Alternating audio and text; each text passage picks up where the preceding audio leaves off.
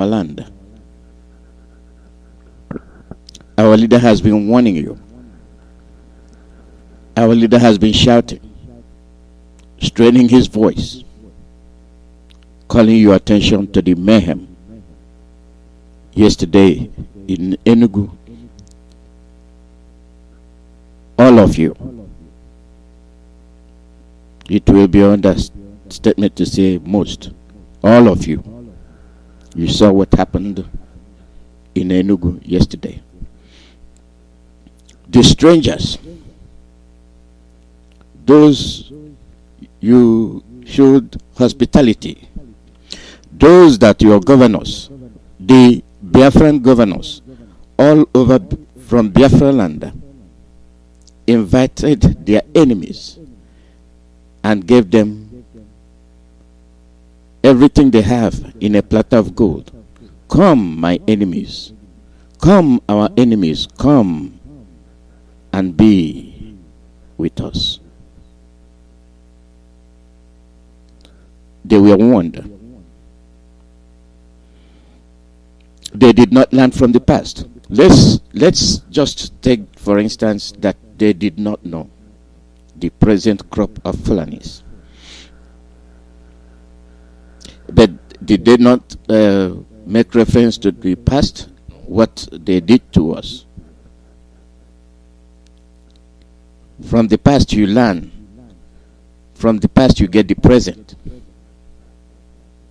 Our so-called governors, who are agents of the federal government that it is a terroristic government, your sons, your husbands, your uncles are agents of the Fulani terroristic government. Mazi Allah is world-known terrorist organization. They don't dispute it. We are not calling on them because we want to antagonize them. We are calling them to the carpet because that's who they are. They did not deny it. They acknowledged who they are. You know who they are. After seeing and noticing the acknowledgement, why do you still support them? If you are, then you yourself, you're a terrorist. If you know a thief,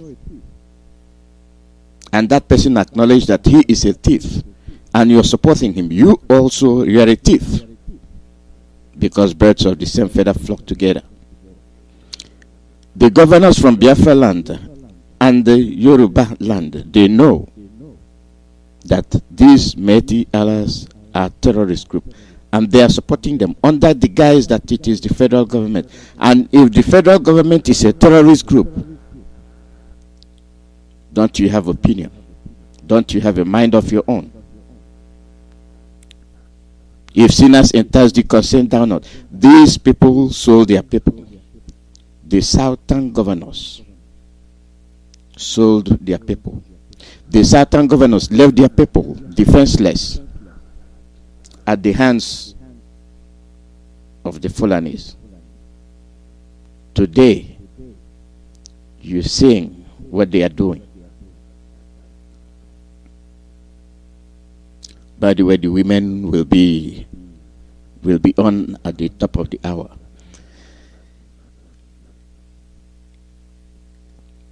Have about 24 minutes.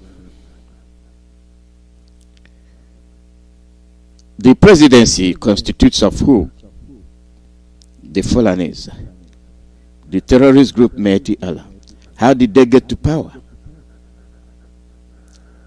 I told you the program of late Buhari.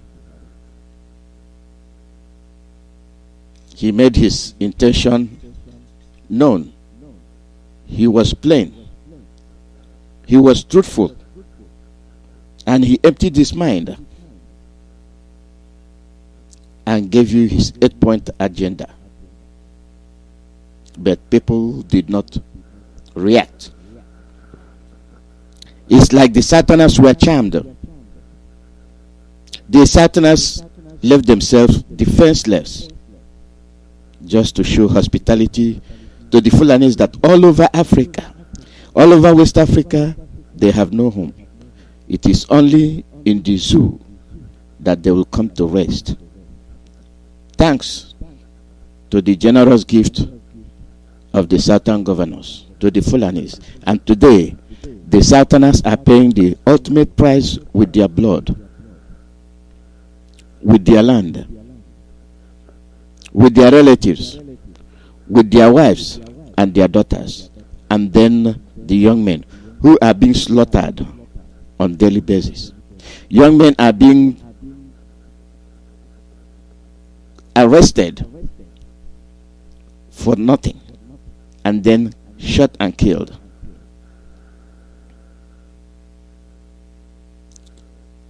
And who are you loyal to?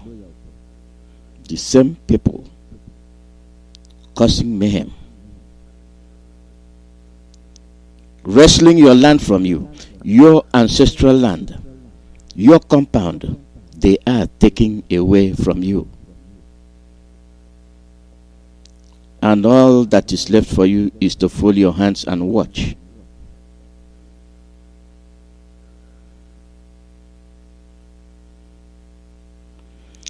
You saw what happened to Pantami, who acknowledged that he is a terrorist. What did the Fulanis do? They defended him. They rallied around him. Compare that to the Southerners. Compare that to the Fulefus. Where was Uguanyi yesterday? When the Fulanis were attacking, even the soldiers, even the policemen, do you know what our young men did? They were running. They were running for their lives.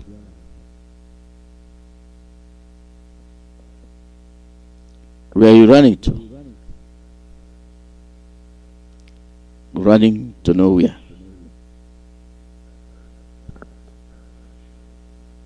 Elumelu demands Pantami's resignation.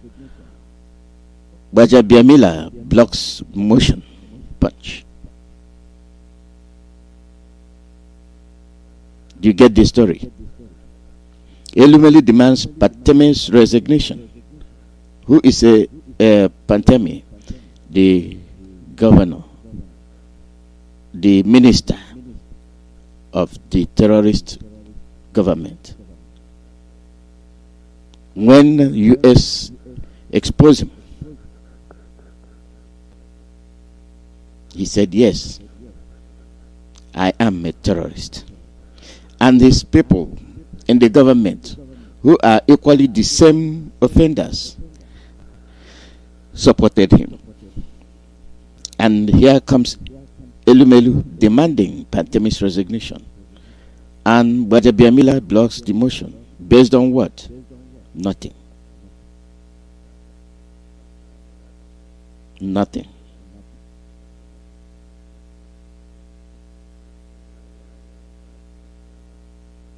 You don't want peace. You don't want brighter future. They are all over. They are killing and maiming your people. Then I wonder what the future holds for everybody. I wonder. Are all these people making the decision based on their work, or are they making it based on your choice? The choice of the people. The people speak.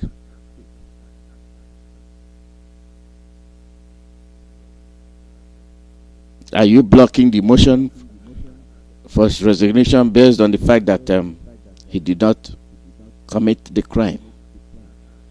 Or are you blocking the motion that he was framed? Or are you blocking the motion that he is justified to be a part of a terrorist government? This is why we will never move forward.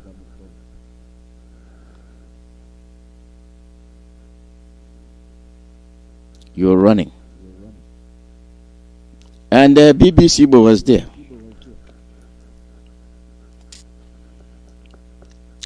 In Enugu.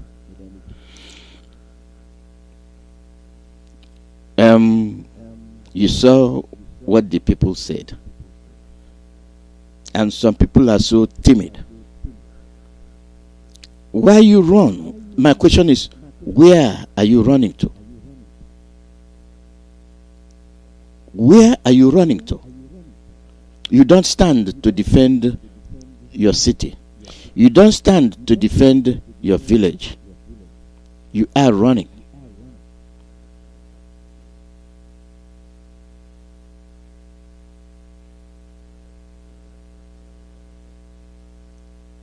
You are running. Keep running. You will run out of tracks. You will run out of estate. And you will run out of time. Our leader has been cautioning you. Our leader has been calling on you.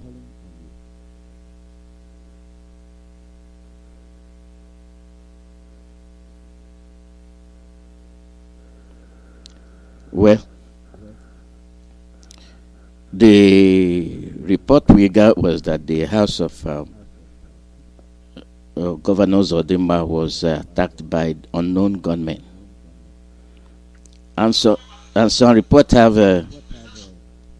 that is not his house, that is the buildings next to his house. And this is the report we are getting.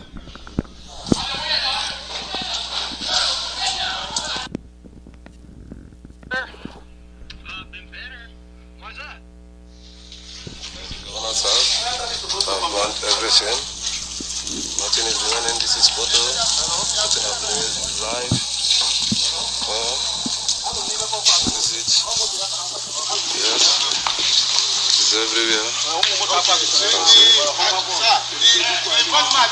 can see. I've gone to the governor's house. One is Gateman house. One is Nekomoto. One is Rolls Royce. As you can see, it's Rolls Royce. The one is. Hey!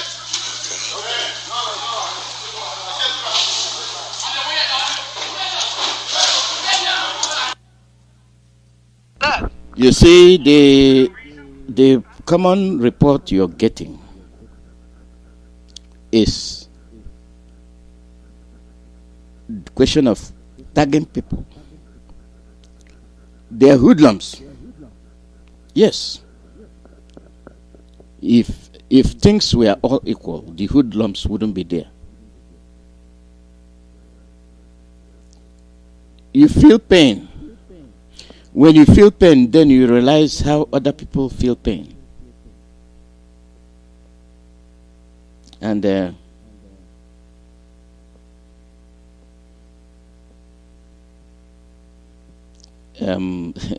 Ipob was saying something yesterday about the correctness of our leader, Mazi NNAMDI'S. But his problem is how to engage him. And our leader told you, I will engage all of you, one by one, if you have the mentality. And now they're acknowledging it. As these things were happening, where were the Ebubagos? Where were they? These are people that are deceiving you. They are deceiving you. As Enugu was running yesterday, people were running. Where were the Ebubagos?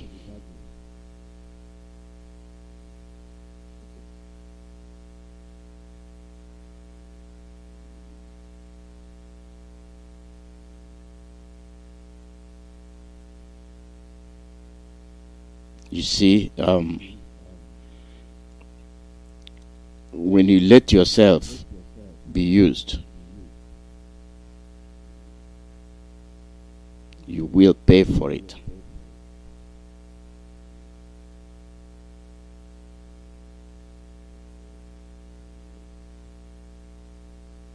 And people are complaining. Nigerian army destroys home in our mama today in the morning.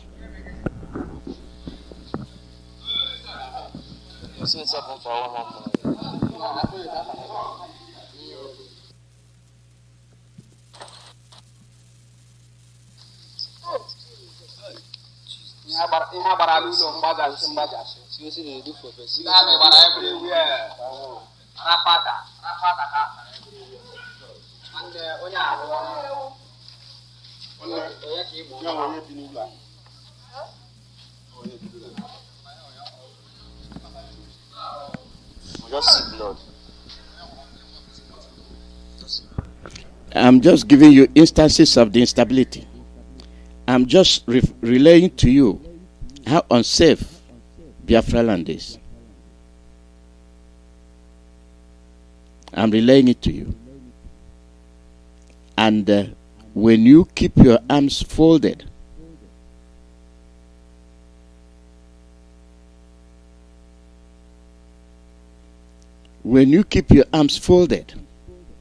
waiting for Heavenly Father to come down and rescue you, you will be history.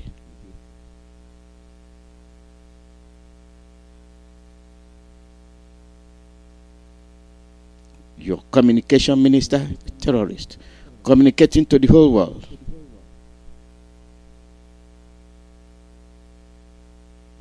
And they are representing you. And when you walk around the world, see you as a terrorist.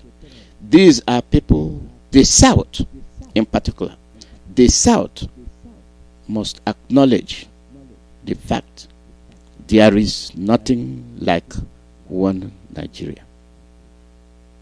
It does not exist. And they are telling you. Practically, they are telling you. Verbally, they are telling you. What else?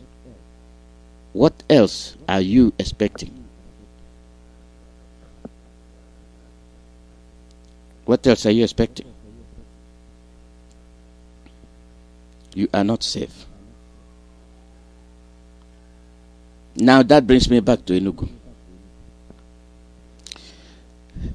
For all those that witnessed all the things that happened there, and I posed you this question yesterday, why can't Biafrans do the same thing the Fulanis are doing in Daura, in the Fulani held areas? Why can't they start opposing the government? Why can't they start burning markets and houses just like they are doing in Biafra land? They have the authority. They have been given the authority to do whatever they wish. Thanks to the help your governors are giving to them.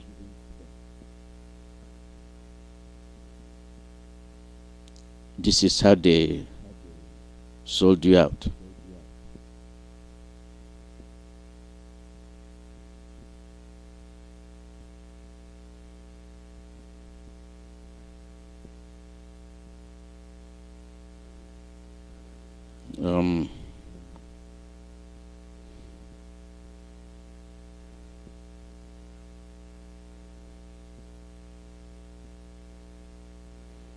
Let us see what tomorrow holds. You're running. I was very disappointed. Where are your arms? Where are your weapons? You don't have any. But you have money to build mansions but you cannot make provision for your own self-defense.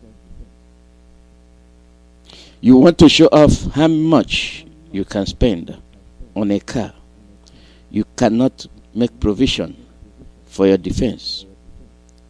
You want to show how much you spent on your girlfriend, but you don't have anything set out for your defense. You want to show how much your estate cost. You don't have anything set out for your defense. And the rate at which they burn houses when they invade will let you know that you are building your house on the sand. No structural foundation.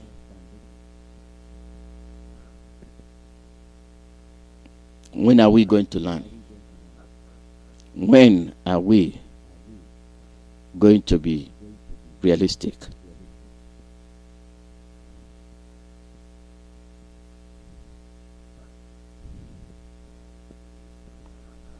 It's funny when you it's funny when you listen to some soldiers.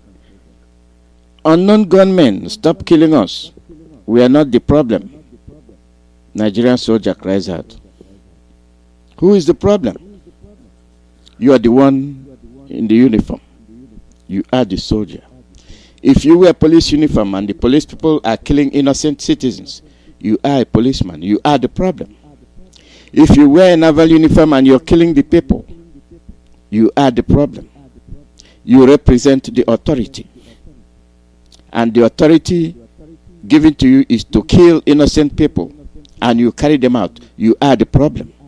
You cannot tell me that you're not the problem and you are wearing the symbol of the authority, carrying out the devilish agenda. You are the problem.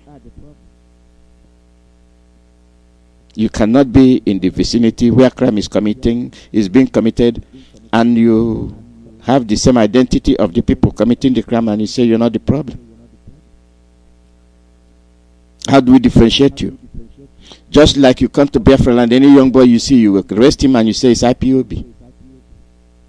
And you clearly identifies yourself as the man that is supposed to defend the people you are killing.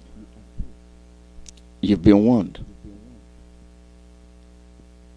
Get out now if you are serving the zoo. But most of you are still there.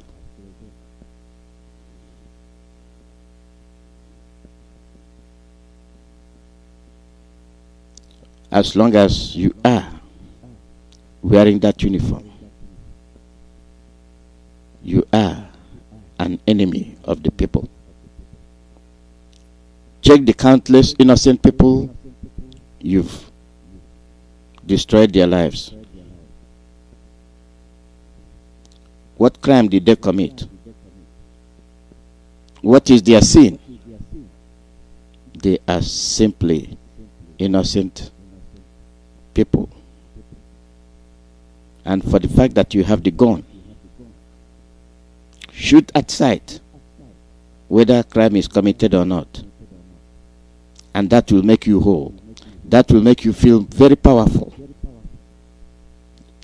As you in the uniform runs when you meet your match. Let us not forget.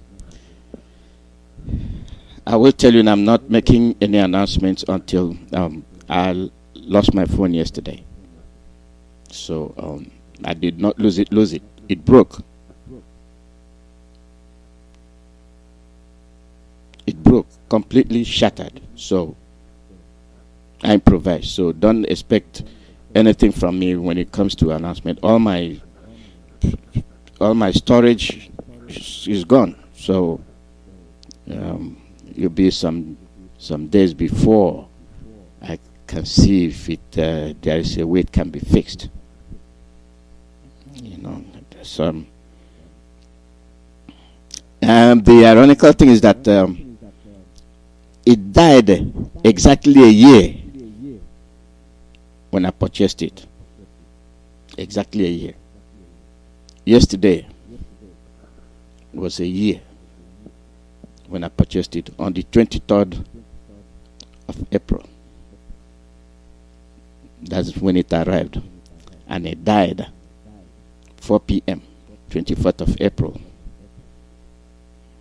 under my watchful eye. I'm never careless. That is, when you're juggling two things at the same time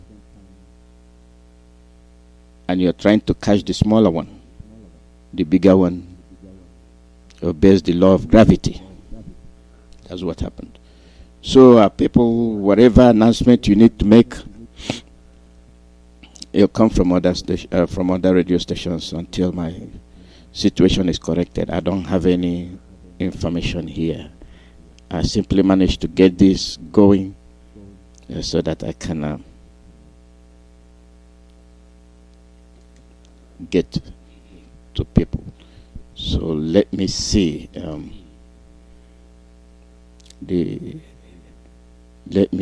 other ones, what I can deliver. But for the announcements, they haven't loaded.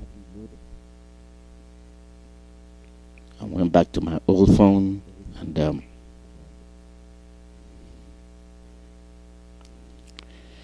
let me see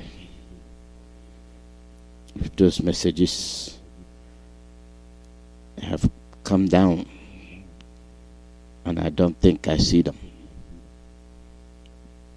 So it will take me a few days to get these things down and know which things are where they are. So I might have to erase all the things I have on this old phone. So I'll start all over. I have to apologize to all of you. So when you don't hear from me, that's what it is. And I'll give particular reference to Abia North. You will be the most affected.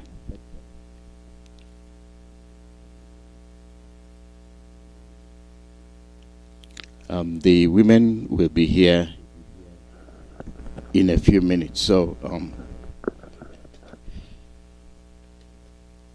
that is the way things are.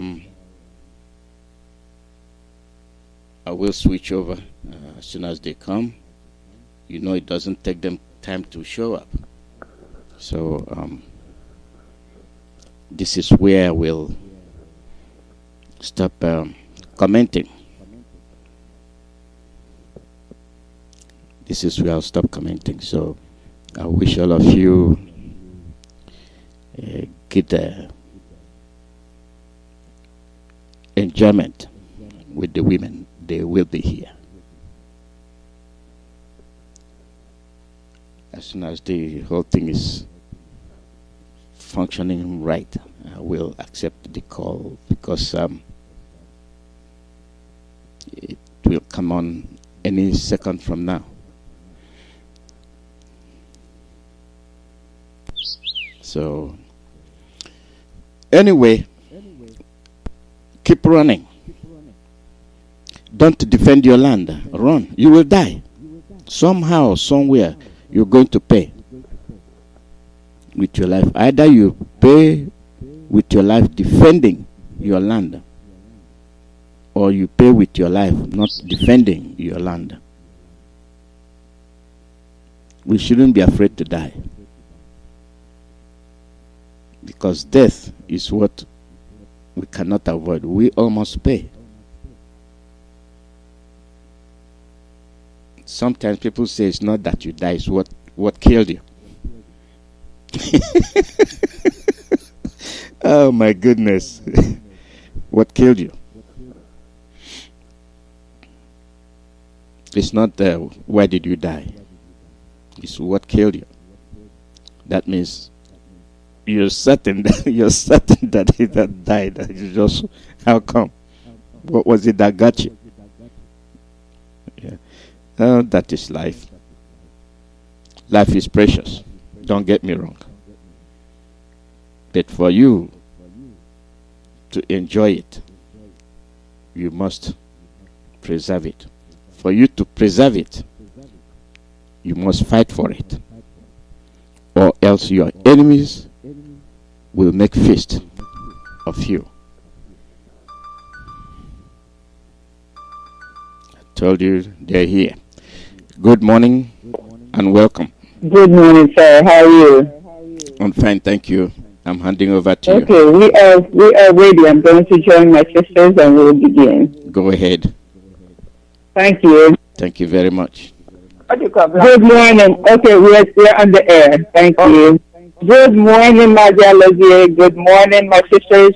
Good morning, good afternoon, good evening, and good night to you, fellow Biafrans.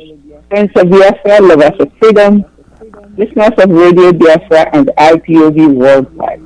My name is Dr. Tina Ebere-Chukwu. I am Abba Biafra from the heart of Biafra land, Olu province. We welcome you to our program this morning. Beautiful spring morning in Texas. We're coming to you from the United States of America, live and direct.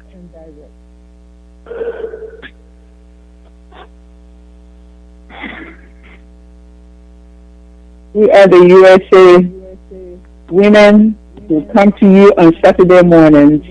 And remember that we are always here every Saturday morning to talk with you, to come alongside you and discuss a few issues. This morning, we have mixed baggage of things to share with you. Some friends, everything is going well. And we are in support of everything that our people and the way that things are going in IPOB right now. We are very happy with our onion. We want to thank him for answering the call. Mazi NNAMDI'S, we thank you for answering the call of the Chukwukabian for your people. Because God really has sent you to us. You are children of Biafra. And we want to appreciate Mazi Alozie, of course, and all the radio personnel for coming on the air, morning, day, and night, talking with us and making sure to keep us abreast of what is going on in the zoo. Thank you for your faithful service to us. Brothers and sisters, please gather around the radio this morning. Please listen with us and please contribute to when we get off the air. My sisters, let's introduce ourselves, and after that we say a short prayer, and then we delve into our topics because we have much to say this morning. We have very much to say this morning. All right. Sister Victoria, would you please introduce yourself, and then we'll continue. Good morning, fellow Biafrans all over the world. Good morning, all our radio personnel.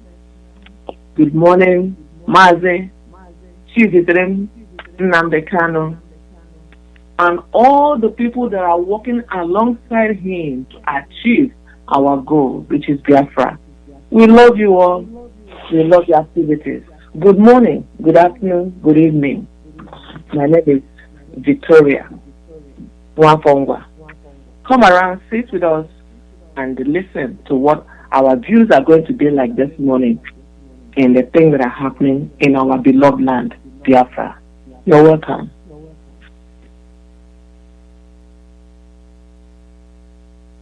Sister, couldn't go ahead and introduce yourself, please? Hello, greetings, my fellow Biafrans. Greetings. I say greetings, my fellow Biafrans, lovers of freedom, friends of Biafrans, and listeners of Radio Biafra.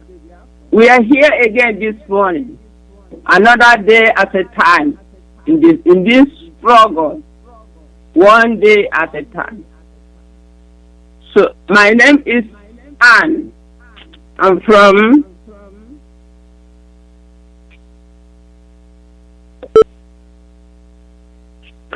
Can I hear you?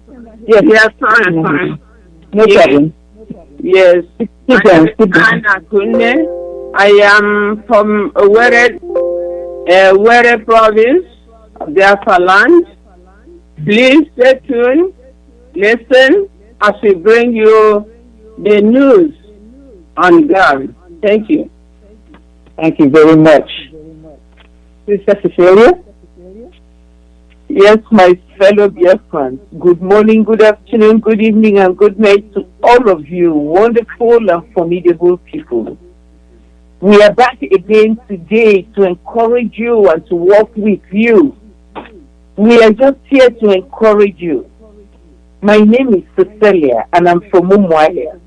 And I just wish that all of you will draw closer just to hear our opinion on certain things happening in Biafra land.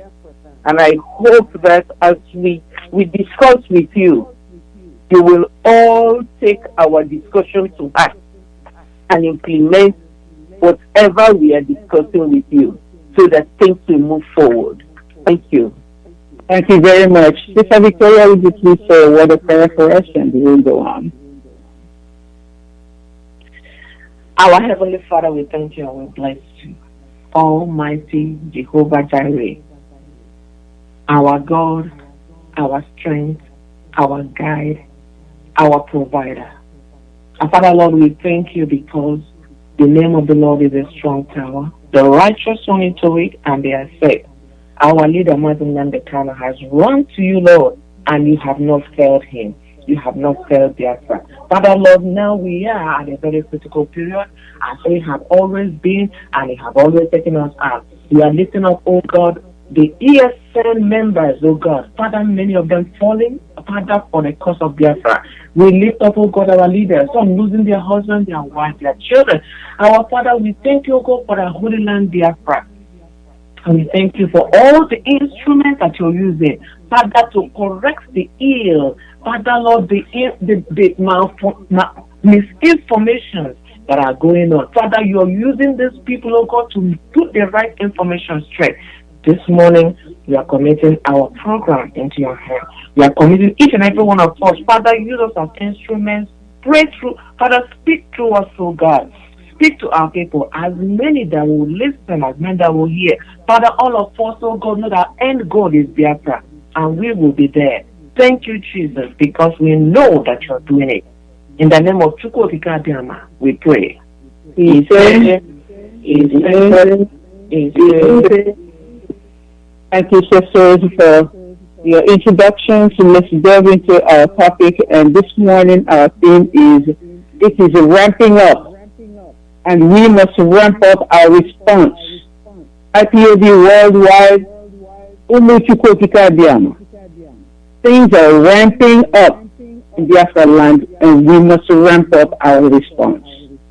When things escalate, we must escalate our own responses.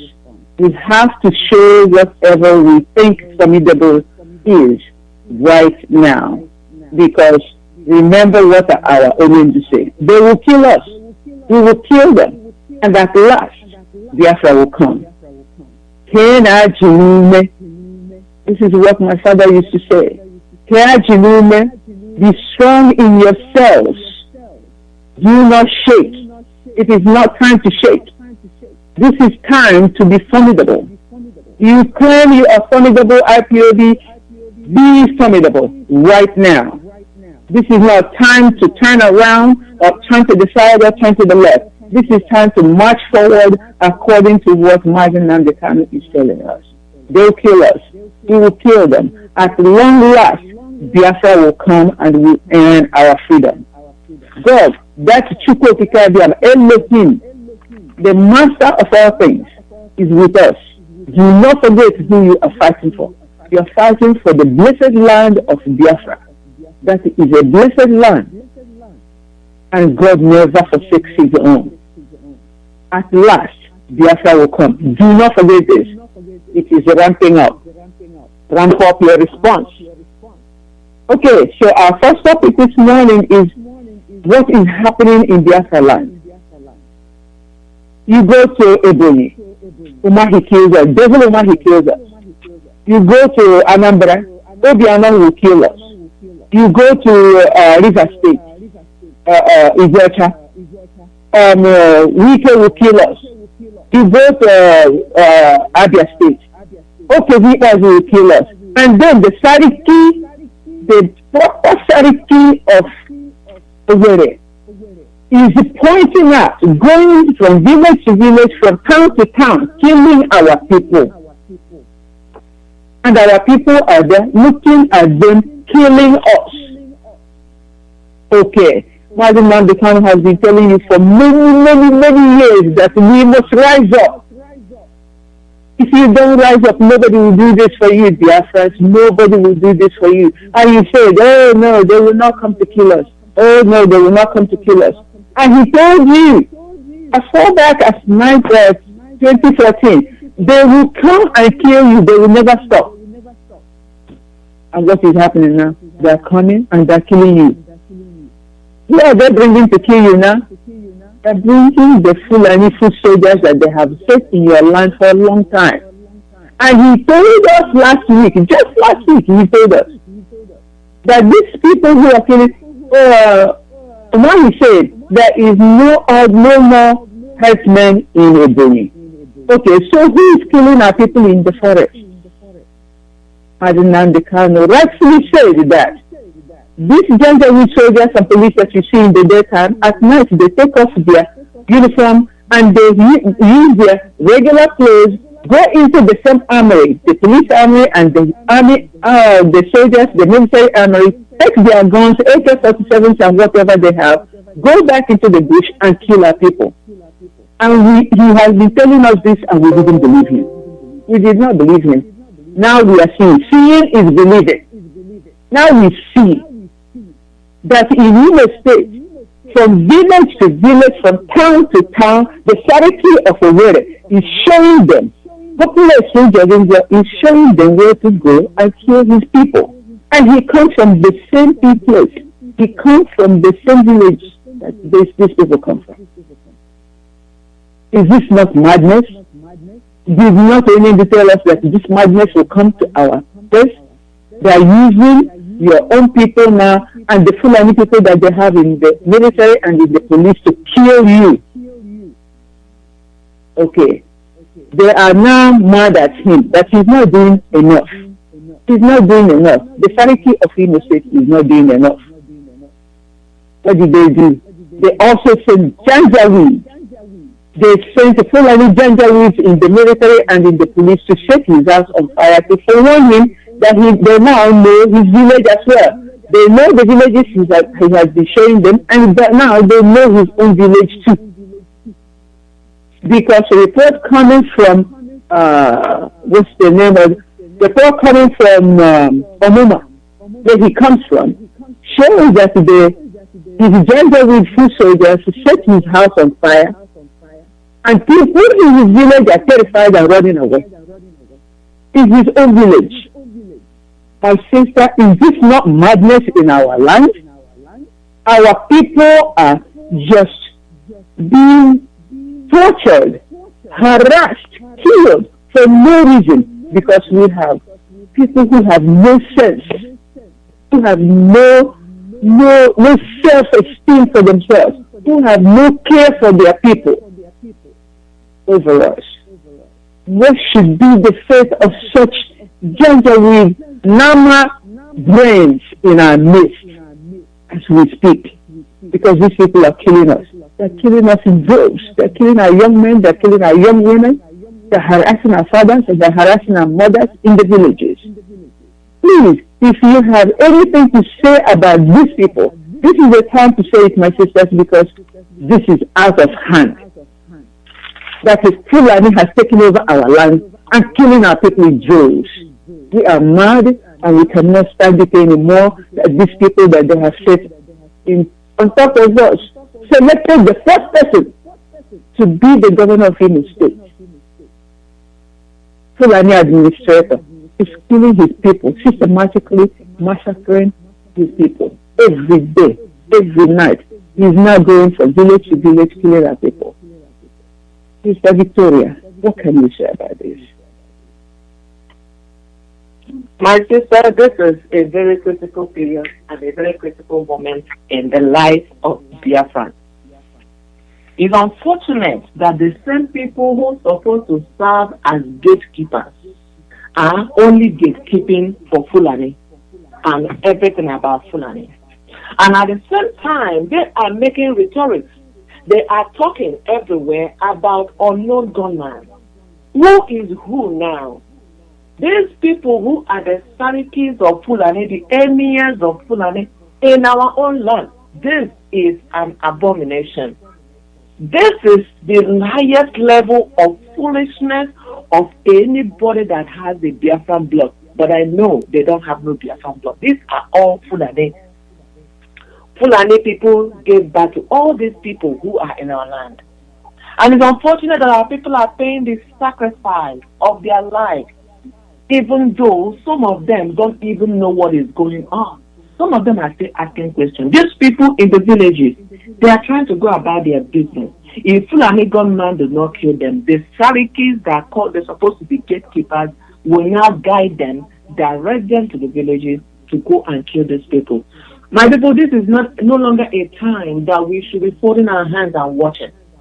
We have to defend ourselves from these people because we have seen that almost 90% of the gatekeepers who call themselves politicians in Biafra land are working for Fulani. These are hired workers for Fulani. Are you going to stand by and pretend that nothing is happening? Are you going to stand by and watch and do nothing? I'm telling you that even Fulani themselves, even the cripples will rise up against you once they have the command, once they have the order to kill whoever is around them. We cannot stand by and watch. The unknown gunmen that God sent for Biafrans to vindicate the lives of our people do not have anything to do with going to burn any house in Biafra. Whatever they are doing is those people who are enslaving us, they are going after them. But the Fulani gunmen are showing these people that they know more than them. In fact, they are their little puppets.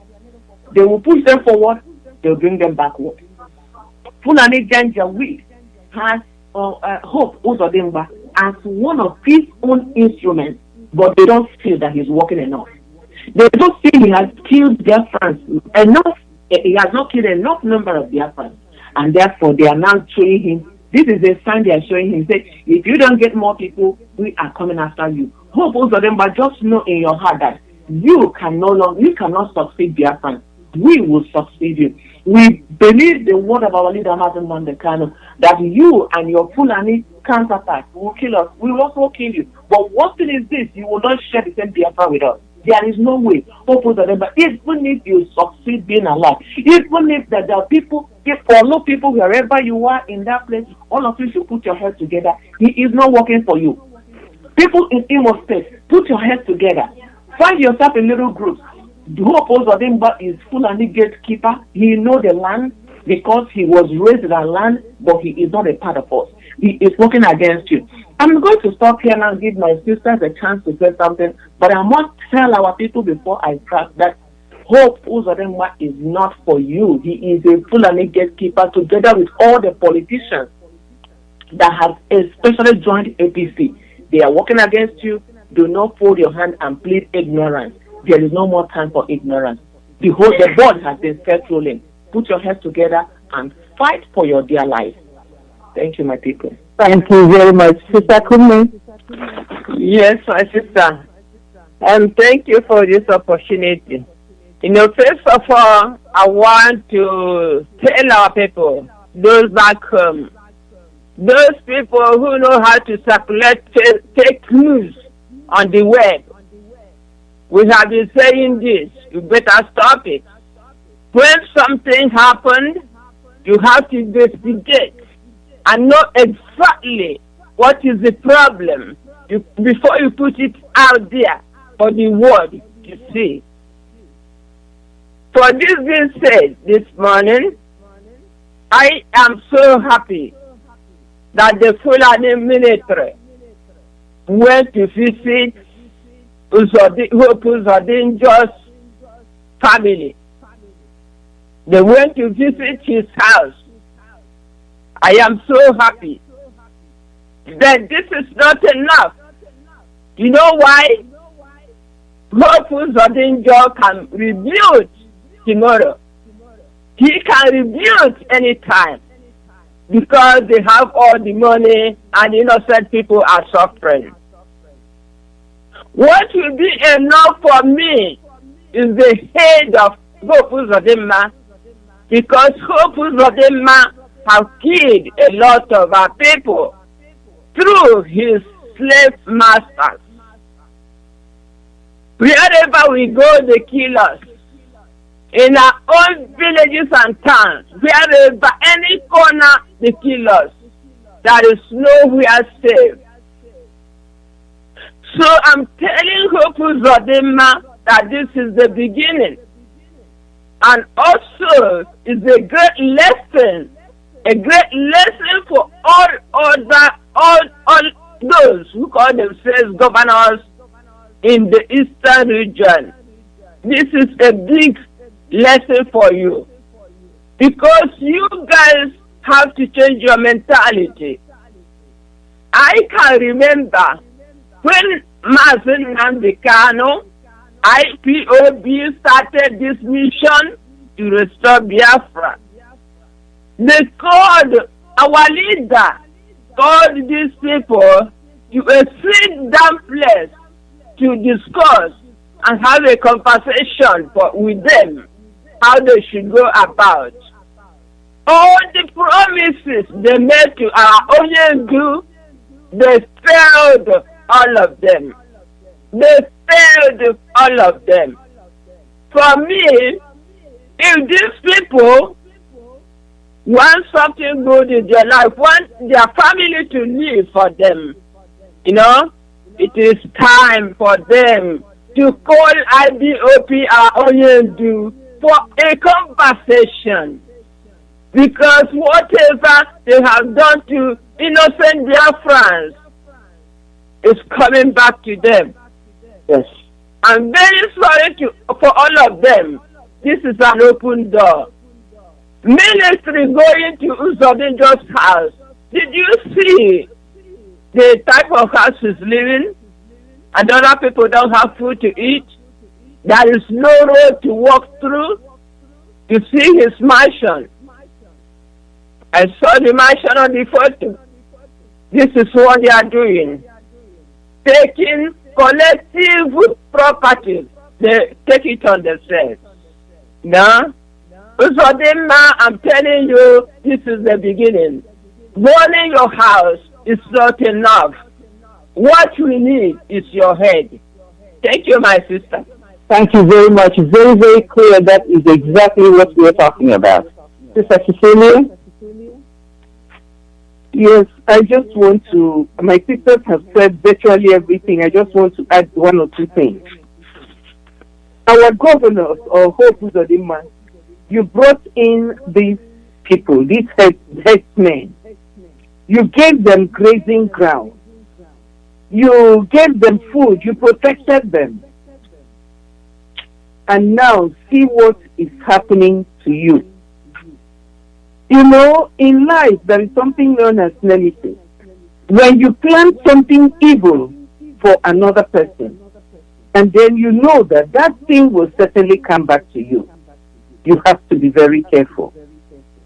This was the same thing Jay Bumahi was talking. When these people went into Ebonyi State and rampaged and killed several people, he came out in the open air and said, he knew these people. I said, wow, you knew these people. He knows where they are. He knows how they operate. He was giving them money. He was protecting them, shielding them. But he added in his statement that he will not tell who these people are. This is the same modus operandi that Uzodimma is using. He brought them in. He kept them. He fed them. Yet now, the little puppy that he brought up has now grown into a wild animal. See what is happening to him. Hope Uzodimma, you were brought. Don't forget how you came to this position, because you were not qualified. You were just smuggled in. And then you continue doing your smuggling work. See what is happening. You are alive. Now you are alive. And you've seen all these things happen. It's not started. This is just the beginning. Your house is burnt. You're crying. Think of all those that you killed. Think of all those who ran away from their homes, mothers, fathers, all people who ran away with only that one luggage they were carrying on their head because of you, because you think you want to please your master. Now they've come now, they've burnt your house.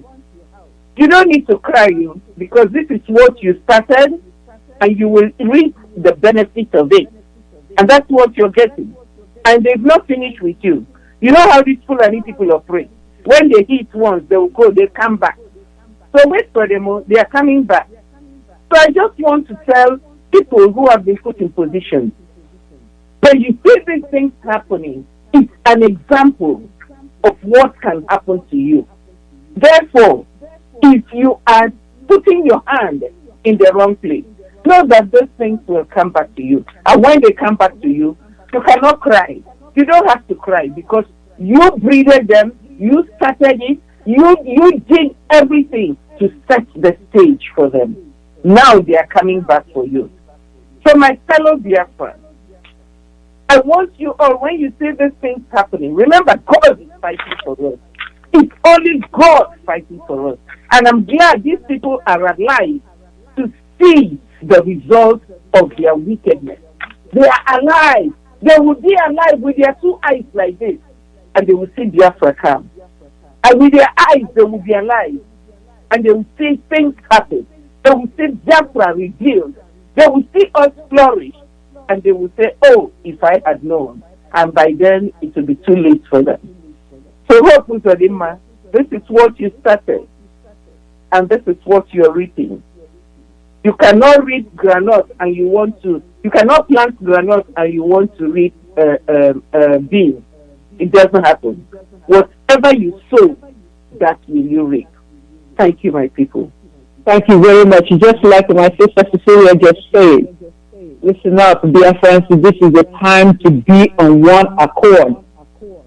They're coming into your villages. They're killing your sons and your daughters. Be in one accord. Who are you waiting for? They're waiting for Joseph to come and protect you from the danger that he's sending to you. Nobody is going to protect you. Nobody will protect you in your own land anymore. You are your back is open, your front is open. They can come anytime, smash down your door and kill your children, burn down your house and send you packets, and you have no place to run, no place to go. If you remember the next village where you have run to, tomorrow you will come to that village and sack that village too. Your own son, your own person that you thought was your own person is killing you. It's time for you to band together and root this evil from our land. How many Janjaweeds would they send? If all you villagers, all you people, all you fathers and mothers, all you brothers and sisters, stop pointing fingers and band together. How can they kill you like this and you are keeping quiet? Come on, my people. How can they be killing you like this and you keep quiet? Biafrans, band together in your villages, band together in your towns, band together as Biafrans, and make sure that when they come, you fight back. Find instruments of war for your own self, because war has been declared on you. Your own people have declared war on you. Look at your own sons. Look at the White in Israel. They have declared war on their own people. Band together and make sure that you fight back. They are bringing their Janjaweed from the north. What the population of India did last week was to go to the north and beg them for more military support to come and kill you in your villages. And you will be there watching your children die. What kind of nonsense is that? What kind of nonsense is that? You cannot fold your hands and be killed, slaughtered like goats and sheep and chickens. If there is something we can do, tell us to do it, but you cannot hold your hands. Band together. Stop pointing. This is IPOB, this is Hanese, this is this and this is that. You are no longer safe. Whether you're Hanese, whether you're Nzibo, whether you're Nzioyibo, whatever you are sitting in your village, you're no longer safe. You better band together. Stop dividing yourselves. But let's consider this, my brothers, my sisters and brothers out there. Let's consider this. They have now brought back the bloodthirsty demon called NNAMDI'S back to our land. This is what we call slavery. This is what we call suppression. This is what we call marginalization. When we say these things, we don't understand. This is koro marginalization, koro suppression. Koro, what will you do? In your face, what will you do? What will you do? We own you, what will you do? They brought back the bloodthirsty demon, NNAMDI'S, as the new Assistant Inspector of Police, AIG, to return to Abia State, where he killed our people. 28 men in Mazi NNAMDI'S compound alone. His mother and his father to follow a year or two afterwards. And young people in government high school or national government high school in Aba, children, drowned them in dirty water. I saw it with my eyes. Drowned our children in the water in Aba. Now they are bringing the bloodthirsty demon, NNAMDI'S, back to our land to finish what he started. And he bragged, the foolish idiot bragged, you know what I can do now. He bragged in your faces, Biafra. You know what I can do. So he's returned to kill more of our children, to kill more of our fathers, to kill more of our sons. And we're here talking about it. And Biafrans are pointing fingers, oh, you belong to IPOB, oh, you belong to myself, oh, you belong to. And our people are dying. Nobody is asking them if they're Maswab when they come. Nobody is asking them if they're Ohanese when they come. Nobody is calling IPOB. Are you IPOB when they come? They are killing us. So what do you have to say? That okay, has brought this bloodthirsty demon back to our land. This is all over Biafra land. It's all over Biafra land.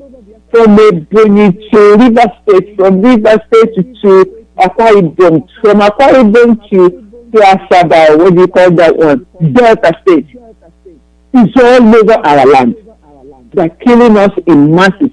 They come at night, kill our young men, kill our young women, and get away with it. Nobody does anything. My sister Kuma, what do you think about bringing this bloodthirsty demon back to our land? Yeah, my sister. You know what?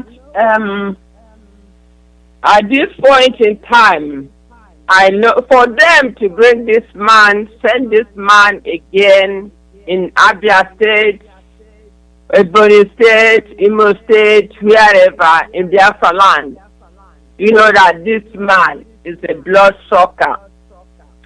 You know, he was in Abia, they have been sending him around all over Nigeria for this time.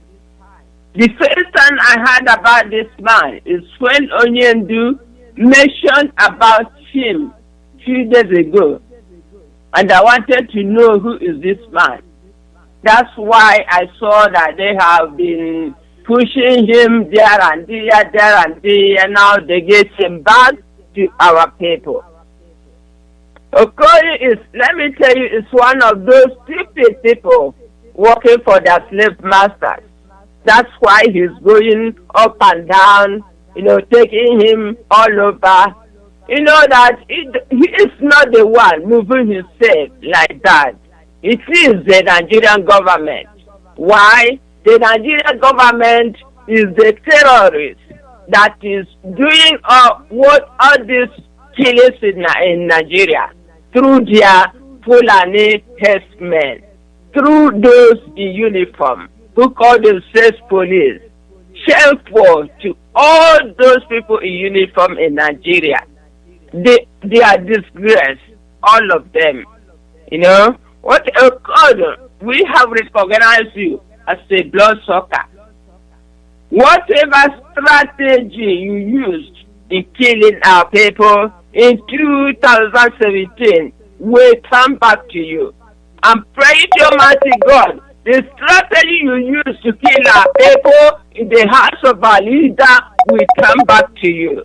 And that strategy will never work again for you as soon as we Biafran have gotten up. The strategy will pay back to you. I believe you are, wherever you are in Biafra land, wherever you are, I pray that the Eastern Security Network will pay you a visit very soon. As the new military people have visited the Uzodinjo's house. This is how the Eastern Security Network will pay you a visit. Or even your fellow military from Nigeria. They will pay you a visit very soon. You guys are thinking we are playing that we want to restore our nation, and then you bring your people, all these people in uniform, to kill innocent people, innocent youths. Nobody can move freely again in Biafra land because of you stupid people in the uniform. You know? The same strategy you used in killing our people, the strategy will return back to you and your generations and generations to come. This is what I'm praying. It will never work for you again. These people, the people in uniform, the people in uniform in Nigeria, they are shameless. Shameless people carrying guns all over. As soon as they are in charge of something, in charge of a place, a leader of a place, that place becomes their property, their personal property, and they want to pay people anyhow they want it. This Okon, as I'm hearing the name IG of police, I heard that he is Biafran. It's a Biafran. Biafran people, what are you doing to your fellow men and women? You are Biafra because you are in uniform, because you are working for Nigeria government who are the terrorists themselves. So instead of you tell your people how to go, the measure to take to protect themselves from the evil men, and you are coming back with the strategy you used before. That strategy now is waiting for you, and is waiting for your own immediate family. What they do is a strategy to kill. They don't know any other thing. Can you bring a strategy in Nigeria to create work for innocent youths who are going up and down? You are killing them. You're searching for what to eat. You are killing them. Can you use this strategy to fill the road in Abia State or Biafra land everywhere looking dirty? Can you bring a strategy that can do something good for our people? But you are bringing a strategy to kill our people. Kill. That's what you guys know. Bloodsuckers. Very shameful. You all are disgraceful. No? According totally, we condemn your strategy, and it will never work for you again. It didn't work for the first time when Biafrans are sleeping. Now they are waking up. It will not work for you. Before you plan that strategy, and that's the time your breed will come to an end. Thank you, my sister. Thank you very much, Sister Cecilia. Okon and Etimokon, and I'm sure the day you were born, your mother rejoiced, and the women in your home rejoiced, and they said they have had a male child. Now here you are, a grown man, lacking the knowledge of history, not knowing what has happened to your people in the past. You are now taking part in killing of your own people. I don't know what state you come from, maybe Ipob, maybe any other state. But I want you to sit back and ask yourself, what are you doing to your people? You've risen up the ranks of the military. I hear you were sometime in Plateau State. And now, okay, Ipob has brought you back to Shabbat. Close your door. Shut off all these people and ask yourself, these people I'm killing, who are they? Are they Fulani cow? Are they Fulani?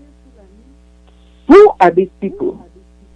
And I'm sure you'll be surprised to understand that these people are your own people, your own blood. As I hear you made a statement, you know what I can do. That thing you can do, you know some other people can do it also. I saw your photo, you look so muscular. And I told myself, I said, well, there are many other muscular men also who can do what you did, or who can replicate what you did. It's a shame that the Fulanis can use our own people to destroy our own people.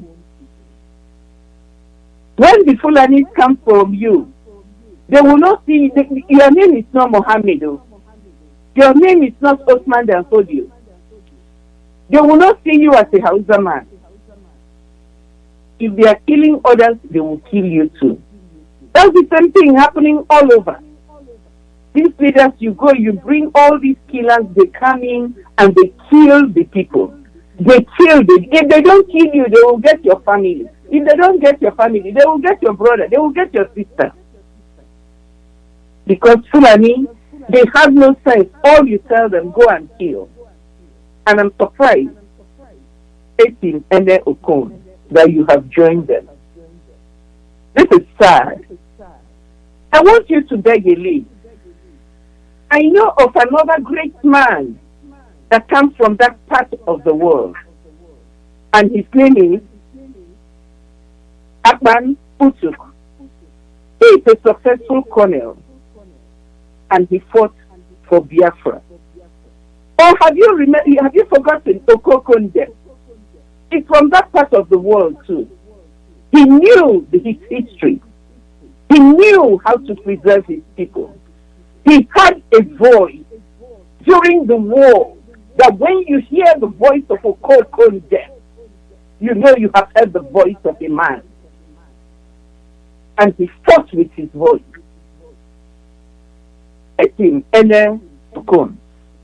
What would you want history to remember you for? Somebody who killed his people. I know September 14, 2014 is still very, very fresh in your mind. It's still very fresh in your mind. And now you're boasting what you did on that day, you can do it again. Let me tell you, there is life and death occurs to all men. You have done your work, but I bet you are not going to try that foolishness again in Biafra land. Having a gun does not mean you are so mighty. Having a gun does not mean you're formidable. And having a gun does not mean you can do whatever nonsense you like. Like my sister said, our people are now risen. If you love your life, if you love your life, my advice to you is resign from that position because you are in the wrong position. Resign. That's not where you belong. Remember Okokondem, like I've referenced to you. Remember Akban Utuk and so many other people from Ipob, from Calabar, from that area who have stood firm and they fought for their people. Remember them. We remember them today because they were able to fight for us. You need to resign from that position. And you need to come on the side of Biafra. That's where you belong. But if you insist to continue to kill your own people, the hand that kills will also be killed. The hand that kills others will also be killed. You have so much blood already on your hands. You are a very young man. You have so much blood on your hands. You need to come out and turn around. Your people are crying for help. You need to hear their cry instead of adding to their misery. What you did before, you can do again. I bet you will never try it again in Biafra land. You will never try it again in Biafra land. You need to think twice. Your Fulani masters are there supporting their own people. They are there making Gumi is going and making arrangements with hoodlums in the forest. He's there making, appeasing them, bringing them in, calling them repentant Boko Haram, sending most of them overseas. These are ignorant fools using Nigerian money, sending them overseas, repaying them for all the killings they have done. Now they brought you to Biafra land. You know what that means? You know what that means. They are sending their own people overseas. They are appeasing them, giving them everything. Now they start sending you all in the east, sending in Biafra, sending you back to Biafra so that you can have a good burial in Biafra. And I'm not sure you get the picture. I'm not sure you get the picture. Look at it, Sambisi Forest is there. Sambisi Forest is there. Why don't, if you are so gallant and you can do what you've done before, why don't you go to Sambisi Forest? They are there waiting. Boko is waiting for you. Only when you get there, all of you will run away like cowards. But when you come to the east, you think you become wonderful soldiers. Go to Sambisi Forest and fight. Boko is waiting for you all, so that they can show you who they are. So, Ekim, Okon, if I have an advice for you this morning, it's for you to make a 360-degree turnaround. Resign from that position. That's not where you belong. Your people are crying. You need to use all your youthful energy to help your people. Turn around. Come back to your people. Come back to where you belong. Because when these Fulanis use you, they will turn around and finish you. And you will cry in the end. Thank you, my sisters. Thank you very much. Thank you very much, Sister Victoria. Thank you so much, my sister. My people, my sisters has said a lot. And he who has ears to hear, let them hear. Okon, whatever his name is boasting. He has done it before, he's doing it again. They have decided to use him as an instrument to destroy lives. He is not crazy. You guys know that. He is not a mad person. He has been bought as a missionary. Anywhere they feel it is tough and difficult, they push him there. And he's happy. And he is going. But I must tell you guys, do not be afraid of them and their weapons. Okon has done it before. He's hoping to do it again, or he believes he will do it again, but no more. No more. This time he will resign in life or resign in his deathbed. That is it. He has done it before when Biafrans didn't know what they can do. He did it before when Biafrans were all confused because our people are not bloodsuckers. No, we're not. They shed blood. Yes. They had to shed innocent blood. I remember one of the videos during the wartime. When they get this Fulani Janjaweed, when they catch a lone ranger, they will flog them and set them out. Because we are not bloodsuckers. But I saw the one that a Fulani group saw a Biafran, a lone ranger. They, even when some people were negotiating, even one person just came across, they killed the person up. Biafrans now, no longer, if you slap me on this cheek, I turn the other cheek. No, we are not doing that. You have slapped us on one cheek, we are not turning the other cheek. Just understand that. When you're coming, get fortified. Biafrans, be not afraid of him or his weapon. He's only but human being. And the time has come. I must let us know something. It's unfortunate. When you see Mazi NNAMDI'S vibrating, when you see him screaming, when you see him talking in anger, some people say cursing. I know he's not cursing, he's blessing. That's what I call it. He's blessing the people, causing them to open their eyes. He is not cursing nobody. When you see Mazi NNAMDI'S in action, speaking to get our people out from the burning fire, the house on fire, people don't understand it. Have you seen any Janjaweed or our good writers from the south ever write against anybody in the House of Assembly because Fulani is heading it? Has anybody written a petition to take anybody down because the person is the legislature? Have you seen them write any petition to take them down? They are so united in their evil.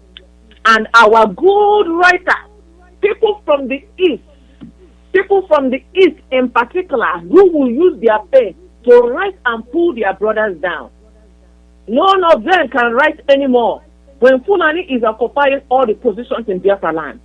And Fulani is buying them as mercenaries to even destroy those who are resisting their slavery. And many of them, when they buy them over, they decide to kill their own people. But I must tell you, enough is enough.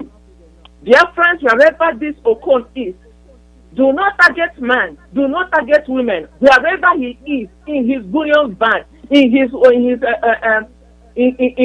bullet protected vehicle, please make sure, even if it's bullet protected, the tires of the car is not bullet protected. Target Okon. If you don't know him, somebody spread the picture of Okon when he's taking shower, when he's coming out of wherever he's staying. Okon will not leave Biafra land alive. That is very, very important for everybody. This person that has been bought as a mercenary, he punished his own people, he killed them, he's thirsty for more blood. It is now time to shed his blood. It is now time to shed the blood of his family. It is now time to shed the blood of every companion who is working with him to destroy Biafra. I'm not going to say much anymore. Just like I said before, a word is enough for a wise. Fulani are working together, partners in crime, and no powerful writer can write to stop them from what they are doing. But our people are being bought to pull down anybody that tries to stand up. To pull down. Just listen before I conclude. Okorawusa, this is the recent news. I will not go back. Go and learn. Go and learn from him. That's what I'm going to say at this time. Go and learn from him. This is just recent, very, very fresh. Okon, it will be your turn. Thank you, my people. Thank you very much, my sister. A word is simply enough for the wise. You keep saying IPOB, you keep saying myself, you keep saying Biafra, you keep saying this and that. And you watch your people die. Keep saying, keep pointing fingers. Oh yeah, those people are myself. Those people are people for Krausa. These people are people for hopeless or danger. Those people are IPOB. These people. Keep pointing fingers and your own children will continue to die. You don't know how to come together. Look at the Yorubas. You don't know how to come together. Look at the Fulanis. You don't know how to come together. Biafrans, rise up. We are calling you this morning that ramping up your response is where you should be, because these people have ramped up their response to you to kill your children. If you don't know, if you have not heard us before, get serious this morning. If you have not listened to what we have said in the past, listen to this. They are coming for your children and for your life. Don't run from your own mother's house. Don't run from your own father's house. Defend yourself. Do what you can do. whatever it is that you can do to defend your life, this is the time to do it. Now, let us call you together in this idea that the Mazi NNAMDI'S has been saying, crying in your ears, and you people don't hear. He's been telling you, IPOB has come to save you. IPOB has come to save you. You didn't understand. IPOB has come to save you. IPOB is a premium freedom fighting group. They saw tomorrow before tomorrow came. They saw what happened yesterday before it came. They saw what happened in Ebonyi last week before it came. They saw what has been happening, what happened in Idocha early this year or last year before it came. They saw it. Our onion told you what is going to happen, and it happened. Are you not going to start opening your eyes and know now that these people are for real and they're telling you the truth? So before you call IPOB any other name, just know this: they are the premium freedom fighting group for you, trying to save your life. So, sisters, I want you to share your thoughts about what good things the IPOB is trying to bring to Biafra so that Biafrans can stop dying. Really, this is where we are this morning. Our response has to be ramped up because they're killing us now in tens and hundreds every night, every day. They are not relenting. Places are being just threatened the monarchs in our land. He threatened the monarchs in our land and said, if you do not report all the bad actors, all the youth in your villages, that he will no longer give you some kind of a privilege. I don't know where a governor gives a monarch in the land. But that is because those Igbo monarchs, you have sold your souls in the past, and that's why he can make threats like that to you. You have gone to his government house and begged for change, and that's why he is now treating you like an aboki on the street. Who owns the land? You or Hope is them? You, the monarchs, own the land, and he's now giving you ultimatum. Because he has sold your land, you said nothing. He has killed your children, you said nothing. Now he's threatening you and says you must give all your children to him to be killed by his gender will, and you say nothing. And now I am asking my sisters, please share with Biafra and the listeners of Radio Biafra how IPOB are the ones opening our eyes to the truth of what is happening now in Biafra land. And the weather, it talks about giving us asylum in UK or anywhere in the world. Should even be any of our Christians at this time when they're killing our brothers and sisters, our mothers and fathers, our children at home. Should that even be anywhere in our mind? But I want us to make sure to tell Biafrans who we are as IPOB. What good things have IPOB been doing in Igbo land, in Biafra land, to make sure that our people are saved? Sister Cecilia, please start. Beloved people of Biafra, all of us have experienced what has been happening to our people prior to the coming of the ESN. We have experienced our people being abducted. We have seen our people being killed. We've seen our people being marginalized. We've seen every evil thing that a human being can imagine. We have seen it in this area, in this space that we call Biafra.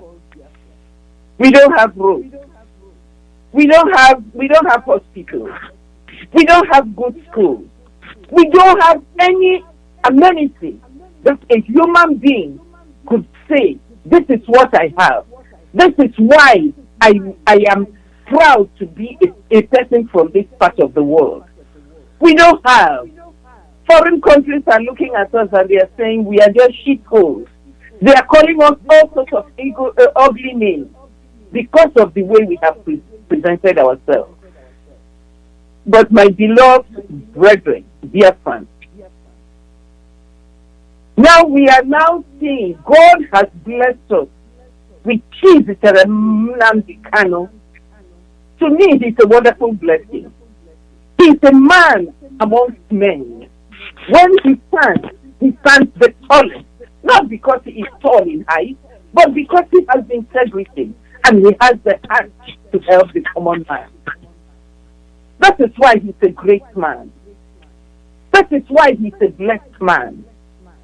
And this is why he is our formidable leader. God has used him to help our people. You remember this time last year, people were crying. Cows were going into the farm, eating up our farmland. There's not going to be any harvest this year. But because of the wisdom God gave him, and he started the Eastern Security Network, today our parents can go to the farm. They can farm and harvest. Today our women can go to the farm without fear of being kidnapped or being sexually assaulted. There was one video I saw, an old woman and her daughter living in the farm, and this woman was crying that they just came and took her daughter. Her daughter had small children. They came and took away her daughter, and she doesn't know where they've taken that daughter to. This was the picture prior to ESN coming. But I'm grateful that people who went home during this Christmas, they came back testifying that they went home and they slept in their house with both eyes closed because they knew that ESN was all over the place trying to secure and protect our land. God has blessed us. My fellow Biafrans, we have been blessed. But I know there are some other bad fruits in our midst, all the saboteurs in our midst, who are working against Mazi NNAMDI'S. These people, you need to come out and turn around. I've been saying this thing because the repercussion is going to be too great. Do not forget what happened in Ghana. Do not forget what happened in Ghana. Today, Ghana is peaceful because all the bad things in Ghana were taken out. And today, Ghanaians are flourishing. Ghana is one of the countries in Africa that is flourishing and that is so peaceful. People are now buying land. Even Americans are running now to Ghana to buy houses, to buy land. Someday, when we get Biafra, that's the way it's going to be. We are going to live in peace. And foreigners will be coming in, begging us to buy land, to buy houses, so that they can make it their next home. So what am I saying? Our land is a peaceful land. Our land is a great land. But we have bad rulers. We have bad Ohanese. We have bad people who are at the helm of affairs in the land. And that is why open the gates wide for the Fulanis to come in and to kill, to maim, to destroy, to kidnap, and to do all sorts of evil. But I want to warn all of you. Gone, those days are gone. This is a new dawn in Biafra. This is a new day in Biafra.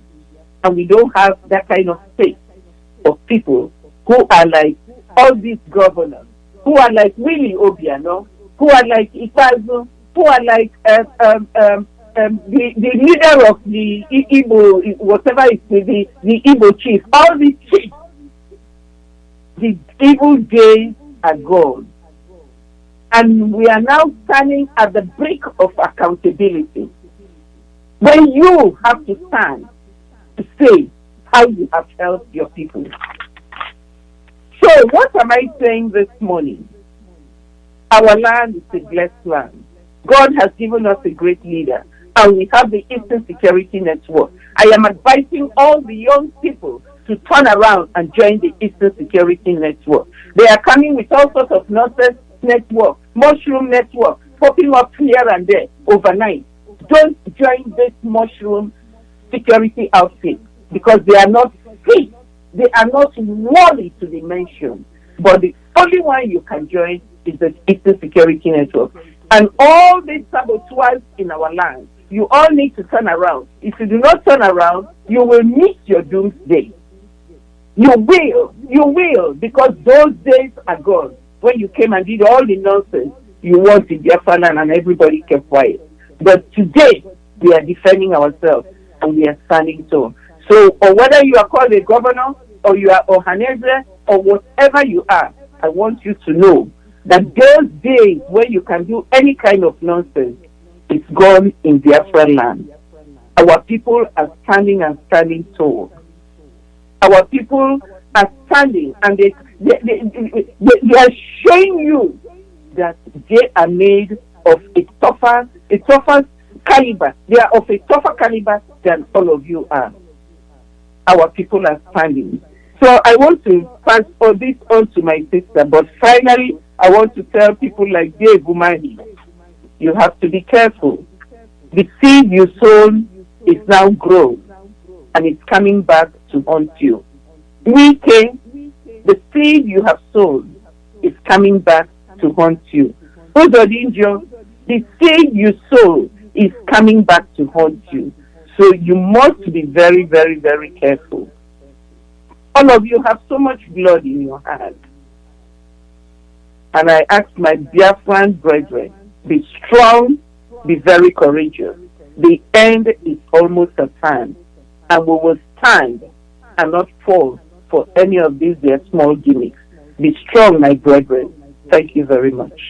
Thank you. Sister Victoria, what do you think about IPOB and our role in Biafra and what we're doing for our people? Thank you, my sister. I don't know where we would have been if God did not raise a leader who is incorrigible. I don't know where we would have been today. I'm telling you, the people in Benue State, the people in Zamfara, the people in Borno, they would have been better off than us, because in those places, some of their people, they are working for each other. Their government is even helping them in one way or the other. In Biafra land, a brother will just pick up a brother and sell to get money, only to die the next day before you eat the money. That would have been the worst case scenario if God did not, by his infinite mercy, raise up a leader who cannot be deterred by the number of people talking against him. I remember the humiliations they suffered at the beginning when they were looking at him and comparing him with the Boko Haram of the north. He moved on, and he moved on. Each stage, when things get up, he come up with something new. Each stage, when things come up, he come up with something new. Today, just like my sister said, people can go to Biafra land and at least they can sleep.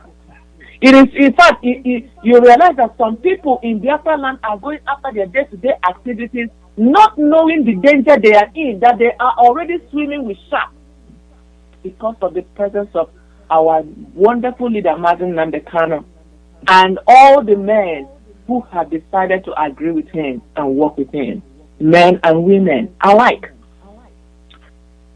Can you see what the Fulani did? Before they talk about refusing to send food in the... They are not giving food to us free of charge. We are the one buying the products that our people who are living in the north are producing.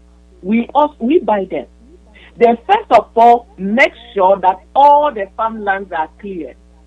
As they are clearing the farmland, each one they cannot clear, they will set it on fire. And by the time they make sure that we are now suffering of hunger, now they say we are not going to send you food anymore. Thank you for our formidable leader. He begins to introduce mechanized farming. He begins to say, everybody get into the farm. I'm so proud of him, because when he speaks, he resonates. Everybody's talking about farming now. Our people were going away from farming. I know that even my own father-in-law, he used to be the SDG of his land. You don't hear those things anymore in Biafra land. People, they decided everybody's going after oil money. But our leader is taking us back to our beginning. We were not dependent on the North for our food.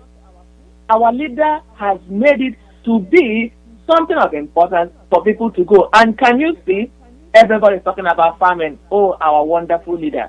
Did the governor tell you about how to survive? No. Did the politicians tell you about how to survive? No. Now, it's not just the regular farming coming on. The mechanized farming is coming on. If they approach you for a land, please give them land to begin to practice mechanized farming. We are not going to be in our land and depend on the North to go give us food to eat. That is number one thing that our leader has done. What about security that we are talking about? The security of every man, every woman in the land is resting on the shoulders of Mazi NNAMDI'S, the Eastern Security Network. And now he's talking about the self-defense group. In the grassroots, he has a plan. He has a plan. Self-defense. So that we don't just stand by and say, hey, Eastern Security Network, oh, can you please come around? No. No. He's asking you, stand up for your rights.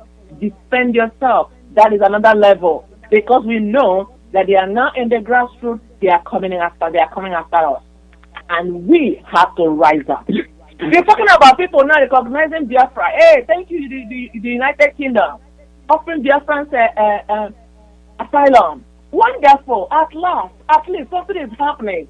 At least now, so the world powerful bodies are recognizing that there are some people who are dying and know that they can die because of war crimes. And you're offering them asylum. Thank you, but no thank you. Thank you, but no thank you. We are asking for Biafra. I saw a video of a Ghanaian, of a man from the United States who had decided to move his entire family to Ghana. And what he was saying was that because he is now in Ghana, he no longer feels black. Home sweet home. We thank God because of all that the people are doing, the foreign bodies are doing to help us. We are asking to be free so we can develop our own self. Some powerful bodies now are beginning to talk about the Biafra freedom. That's what we are asking for. That is another feather to Mazi NNAMDI'S and all his men, all his women, and all IPOB members who are focused on the freedom of Biafrans. This is not just all of it. The entire network is flooded. People are able to speak up. They were trying to strangulate us, not even to speak, so we can die in silence. They're full of Janjaweed that will hire everybody to get whatever they want done with the money that they got from Biafra land. They will hire them. But what happened? The network broke up. Biafrans are now everywhere. And everybody ringing. If you can't hear from A, you hear from B. If you can't hear from C. Who did that? Our leader, Mazi NNAMDI'S. He decided to leave the land to begin to live in the internet world. And now the Fulani Janjaweed are trying to come after us in the internet world. But they cannot catch air. We are in the air. They can't catch us. So our people, rest assured, more are coming. We don't know the kind of wisdom that God has placed in him. He has rested a lot in his shoulder. And I know that he cannot carry it without the Spirit of God leading him. You need to be strong. He cannot be there talking. He cannot be there bringing all these things. And we are watching and standing by. Rise up. Speak to your brother and your sisters. This is a collective effort. The politicians are thinning out. Today they are here. Tomorrow they are there. Before they were solidly behind the Fulani, trying to do their bit. But now they themselves are beginning to understand that they are also human. And the same thing that is happening to A can also happen to B. And we know that one day, if we continue to follow our leader, Mazi NNAMDI'S, listen to him wherever you are. If we continue to follow his direction and pray to our Almighty God, to use you as an instrument, Biafra will come. Biafra will not come by you standing and watching. Biafra comes with activity in one way or the other. Thank you, my people. God has not finished with Biafra. God has not finished with Mazi NNAMDI'S. God has not finished with you. Thank you. Thank you very much. Sister Kume. Yes, my sister. First of all, Mazi NNAMDI'S, thank you. I have to thank you and also thank your wife who allowed you to do what you are doing for your people. Biafran people. Thank you, beautiful lady, for allowing your husband. It's just a privilege. You know, the idiots, those idiots call themselves Fulani administrators we have in our land. They really have to understand that the federal government is their problem, that the Fulani terrorists is their problem. They really need to understand who the Eastern Security Network are. They really understand who is IPOB and their leader, Mazi NNAMDI'S. Because with this, without their understanding to what I have mentioned, they are in the wrong track. Because we, the Biafrans, IPOB, we own the land. They are one person in each state they are. They are only one representative. But the people there are the owner of those lands. They have to appreciate the Eastern Security Network, and they have to thank our leader, Mazi NNAMDI'S. This is the job they're supposed to do by themselves. But they ignored their responsibility. And people are dying like flies. People are dying every day in their own naked eyes. They have to continue. They haven't started. Let them appreciate IPOB. They have done wonderful. Apart from that, they have killed all of them because of their stupidity. This is the time for them, to stop what they are doing and assume the responsibility to protect their own people instead of going against them and supporting the Fulani people to kill their own people. You see, in Biafra land today, a lot of things have gone apart. A lot of bad things have happened. Today, the governor of any state in Biafra land is in charge of everything. Even for those who call themselves Alozie. In those days, I cannot recognize what the Alozie mean. They are the leaders of our villages and towns. Today, they become the slaves of the governors. What a shameful thing to hear. What a shameful thing that the governors are commanding the Alozie, no respect from the governors to the Alozie, and the Alozie don't respect themselves, and they are messing around, playing with people's lives. What a shameful thing. You see all these governors everywhere, they are disgracing our culture, putting red cap everywhere. Are they not shameful of themselves? Now they have the responsibility for Alozie. This is when I said that things are falling apart. This has never happened before. It's only in this time, the time of the Fulani Janjaweed commanded the governors in a land, and they are foolishly following their footsteps. Today is very bad. Things are happening.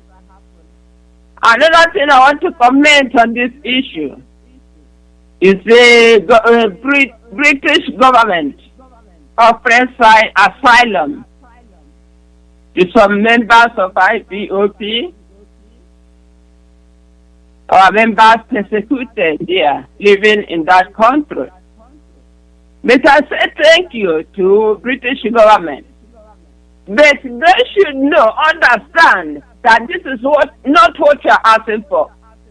We need our freedom and we need to go home. And we need referendum. That's what we are asking for. They knows what we need. But I'm happy also. You know why? They have openly recognized IPOB as a freedom fighter and not a terrorist. That's something good. But for asylum, no asylum is not what Biafran people are asking for. We are asking for a referendum. We need to go home. We need to manage our own resources. We need to keep our home in order.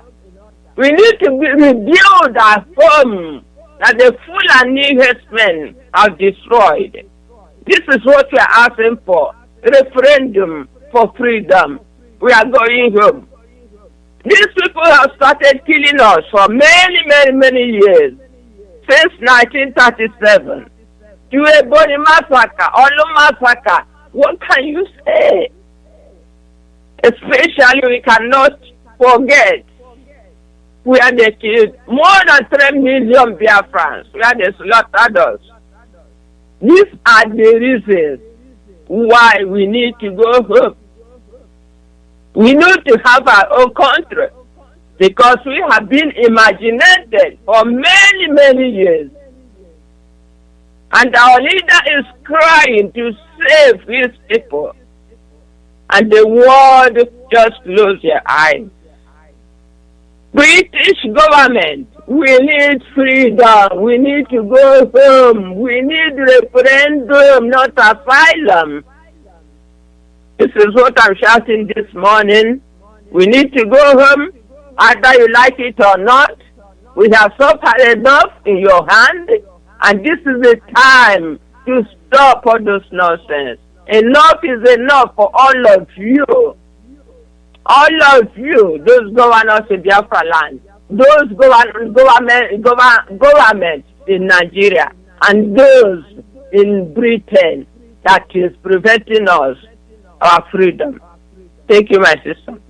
Thank you. Just like my sister declared a second ago, let my people go. We don't need asylum. We don't need to be in all these places where we have taken refuge for so many years. Thank you very much for harboring us. Thank you very much for helping us develop our talents, but please let us go. Even the United States of America, where we reside, as women, we have helped develop this culture. We have developed this economy. We have paid so much into this economy. We have raised your children. We have trained your people.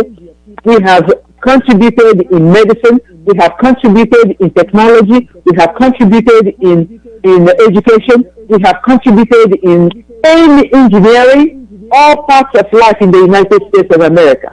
We have developed Europe. We have developed Asia. We have contributed in all parts of the world. Biafrans, we are the most industrious people in the world. We have developed all economies in the world. Please, world, hear us now. Let my people go. Just tell the Nigeria contraction to give us chance for referendum so that we can vote for our freedom, and you, world economy, world superpowers, facilitate the Biafran people are given freedom after we vote for our referendum to be free. That's all we're asking for. We are no longer asking for handouts. You have done well. You have helped us develop our talents. We thank you. We thank you mightily. But please facilitate that we can go home and be in our own land and use our own talents, whatever is left of it, and bring our children's talents back into Biafra land to develop Biafra land, so that we as Biafran people, our children can have a future. Because as it stands, my sisters, think about it. And I want you to speak to this right after I finish. Think about this. Our children have no future in Biafra. There is no child, girl or boy, born in Biafra land now who you can say, oh, I want my boy to become this, and he will become that, and then he'll flourish, and he'll get a job, and he will have his own business and flourish in Biafra land. We have to transport ourselves outside of Biafra land to even survive. to even survive. That is what we call marginalization and the slavery of the highest rank. You have no future as long as you're Biafran in Biafra land. No future. That's why we mothers in the United States, we are coming to you every Saturday to say, let my people go, let my children be free, let my children be free in Biafra land. That's what the only thing that gets us up on Saturday morning is to make sure that our children can be free and have a future in Biafra land. This is slavery. World, please hear us. Let our people go. Facilitate a referendum and let us vote to be free in Biafra. Please, we are begging you, whatever we have done in the past, that you didn't hear what we were saying clearly, we are trying to speak clearly from this point on. All we need is Biafra. Referendum, that our people will be given a chance to vote, and after that, we get our freedom, and we can all go home and build our own nation. We have been called lazy, though we build your nations. We have been called the criminals, though we build your nations. We have been called the manipulators and whatever you called us, because we build your nations. Let us build our own nation. Give us a chance. Take a chance on us. Give us a chance to go home and build our own nation. And I believe that we'll make it such a beautiful, we'll make you proud. It will be such a beautiful place that you would like to become a tourist in Biafra land. You come and see us. Give us a chance. And this is what I want you to do, my sisters. How about giving us a chance to build our Biafra land? But now that our time is running short, I think we don't even have time. I'm so sorry, Mazi, Alozie. We don't even have time. But this is the one word I have to say now. One word. The word I have to say is, if you're a Biafran girl, Biafran ladies, listen up, listen to me, and you're going around Biafra land, dressed like a Fulani, with your head covered with a hijab. Stop it right now. You better stop it. Because we want to know who is the Fulani in our land.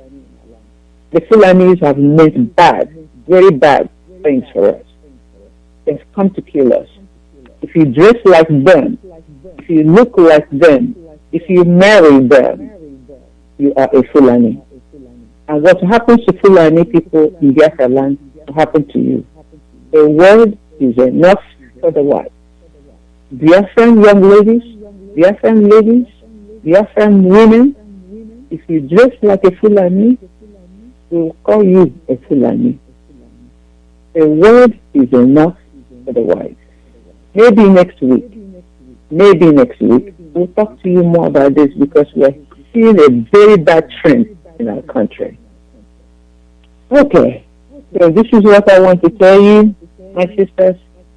Please, however you want to, difference to ramp up our response, please share it in a few seconds or so before we hand over the microphone back to Mazi, Alozie, and thank you very much. Sister Victoria, please, conclusion. Thank you, my sister. The last topic that we are going to discuss is a very interesting one, and I want to hammer on that. Dress like a Fulani, eat like a Fulani, act like a Fulani, you are a Fulani. Mothers, I want to talk to you directly. Fathers, I want to talk to you directly. I know that our people are driven by changes. They easily adjust, leaving their culture for something else. We are in a very critical moment. Mothers, listen up. As they are collecting the names of those who are fighting against Fulani, mothers, if you're an IPOB member, begin to collect the names of these people as well, who are confusing our battle, who are confusing our strength. Because dress like Fulani, eat like Fulani, marry Fulani, you are Fulani, and you are not exempted. Thank you. Thank you very much. Sister Queen. Yeah, my sister, you have concluded it all. I have to mention on the famine in our land. I really heard that a lot of people are farming this time, which means they are listening to our leader. They are farming. So while you farm, make sure these people are not there to destroy what you are farming. Because I'm talking especially, I know the South Security Network are doing a very marvelous job with our youth in the different villages. You are not accepted for this job. You have to protect the farmland, because all the things they are planting now will be so beneficial in future for food consumption. Thank you so much. Thank you very much, Sister Cecilia. Yes, my beloved people, I just want to encourage our young people. Do not be confused with so much rhetoric going on right now in the air. Some people don't listen to all these governors and all these saboteurs, but I want you to listen to Mazi NNAMDI'S. And if you can, enlist in the Eastern Security Network. That is the only authentic network. All these other mushroom networks, don't even listen to them, because they will lead you to your early grave. Join the Eastern Security Network. You will be secure there, and you will know that you're fighting for a just cause. So please, do not let all the foolish talking going on right now confuse you. Do not let all the money floating around confuse you. I know they are talking about voting in Anambra State. Do not even indulge in that, because that's just a waste of your time and waste of life. I want you all to be strong, to stand firm. Biafra is on its way. Join Eastern Security Network. Listen to Mazi NNAMDI'S alone, and we'll get to our destination. Thank you. Thank you very much, my sisters. You have spoken so very well this morning. Thank you, thank you, thank you. I want to encourage our Biafrans, especially our youth, our women, and our men at home. Don't be discouraged. They will kill us, we will kill them, and at last, Biafra will come. No matter what news you hear, no matter who they kill, no matter how many people they come to attack, no matter how many children they abduct, no matter how many women they abduct and send to Abuja, do not be discouraged. Stand firm. We are on our march to Biafra, and the world is listening. The world is listening. So be courageous and stay on this course, because I know we will gain our freedom at last. Biafra is here. Thank you, my sisters, and thank you, my Alozie, for using your platform for us this morning. We thank you for always being gracious to us, and thank you, fellow Biafrans. Have a wonderful weekend. Thank you very much. Thank you, my Alozie. Thank you. Thank you very much. Goodbye, my Alozie. Goodbye. See you all next week. Okay, bye-bye. Well, you've heard them. There is nothing you cannot confirm.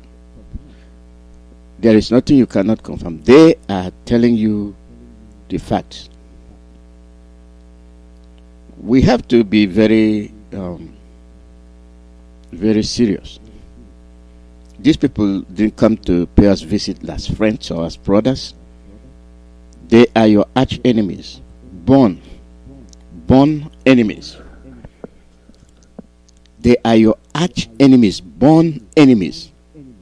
So I don't know where that brotherliness came to be. I don't see it. Let's say somebody made it together. We cannot make them. Okay, just because somebody said you should live to, no, you don't have to. There's no reason why you have to. Let's say you are trying to be a little bit accommodating, but you've seen that there is no room for accommodation. The room is not there. You give them one, they take 20. You give them 20, they take 1,000. Then you give them 1,000, they take 1,000,000. That is how they are killing us. That is how we sacrifice our people to them. How much longer can we continue to do this based on the fact that we are trying to be culturally and politically correct? The politicians mold our future, even when we actually see they are leading us to extermination. Do you have to say because they are your politicians, then you will obey? Does that make sense? I don't think so. We don't hate anybody. We are dealing with facts. We are dealing with concrete facts. These are not made up stories. You see them unfolding. For you to wake up and start running in your own land, run. Where are you running to? If you can't defend it, who will defend your land for you?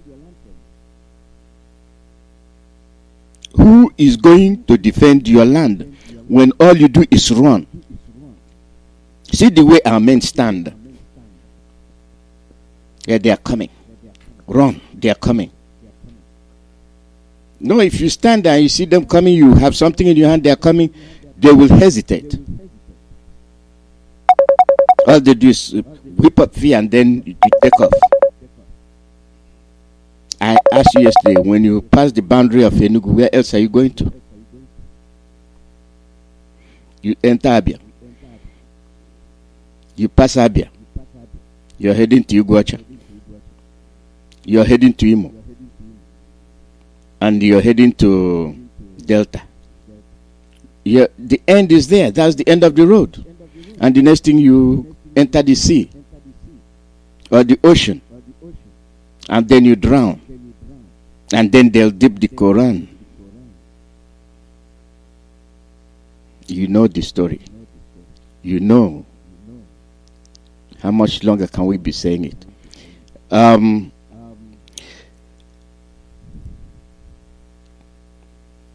Let us draw the line.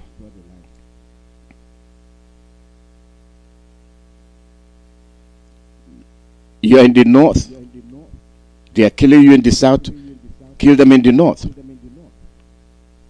If they are scot-free in the north and don't know what their brothers and their people are doing in the south, then they will see you as no threat. And the plan there is that they will just leave you scot-free. Make you feel relaxed. That nothing is happening. They don't want to just give you the alertness. Yes, it's very peaceful here in the north. Who told you that? They are killing their own fellow people. The Fulanis are even killing the Hausas. And you, Igbo, who is your arch enemy, they are sparing you at the moment because you are going to be their last victim. You know, you've been living there since after the war. We'll see.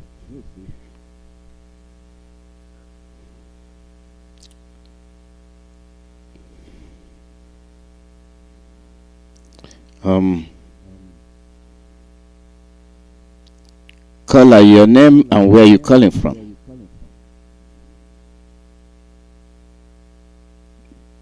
Caller, your name and where you calling from.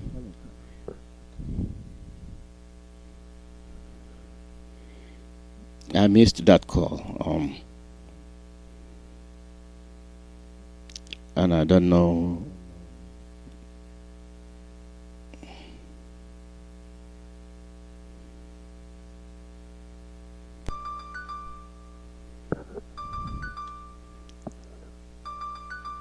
Caller, your name and where you calling from. Yes, Mazi Alozie, can you hear me, sir? Yes, I can hear you. Go ahead. Okay, Mazi Alozie, Udochukwu Fikade, na ike bi n'eluigwe dịrị gị, Mazi Alozie.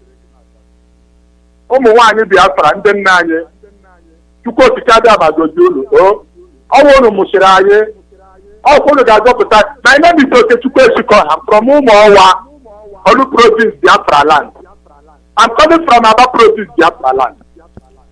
I promise to put the Kadiama that I will use my last blood to follow our leader and make sure that all of us, including our daughters, to make sure that we restore our land. It will be a shame to us, Biafra, that Fulani take our land. In this generation, this particular generation, yesterday before, and when I over Biafra, when I met the people in China, die. Over Biafra. And when you have a certain no human being can, we are not apologizing any bastard on this planet Earth for them to bring us to our land. Mazi Alozie to speak against those that Mazi Alozie to speak of what they live with Kainawa. Therefore, I told over the world, take your big and this person. We are crossing over into our land. You see Joshua chapter 3, from verse 1 to end. You see verse 3, verse 7, verse 10, verse 13, and verse 17. Very, very important. You see the same Joshua chapter 4, from verse 1 to end. You see verse 7, verse 8, verse 9, verse 13, verse 14, verse 22, verse 23, and the verse 24 on the line. Difference. It is our land. Anything. Like you know, Biafra is a revelation. We are Biafra. Are we Yoruba? Biafra, are we Hausa? Are we Fulani? They want to take our land. No, they don't have told us who we are. And we have realized that Chukwuka Chikadana will die. It's our papa. Just anything our leader said, any command our leader gives, we are carrying it out. We are coming into our heart and we are waiting for United Nations. I'm going to hear again, there's no second. You see Matthew chapter 19, from verse 1 to end. You see verse 9, verse 21, verse 22, verse 23, verse 26, and verse 30. Therefore, we are righteous. Therefore, Chukwuka Chikadana, oh no, I was not Biafra. That is Chukwuka Chikadana, I will hear you. Oh, Biafra, I don't know what to follow. I don't know what to follow. When you move over, you can only pass this when you go to Chukwuka Chikadana. And then you can never get that. But Spotarama Pola, who to tell her, when you bless the Biafra, what they go on that point of them about the last thing. Who to tell her that you want, I will go, I will go back. When I play the you know, the Tajima like the bull. Yeah, thank you. Thank you. Caller, your name and where you calling from?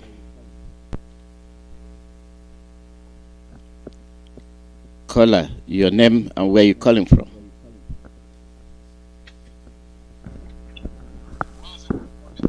Good morning, welcome.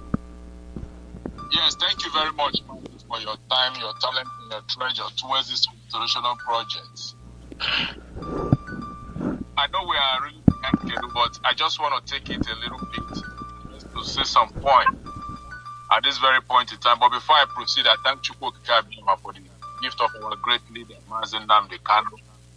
And I thank our leader for taking this onerous task to restore Biafra at this very point in time in our history.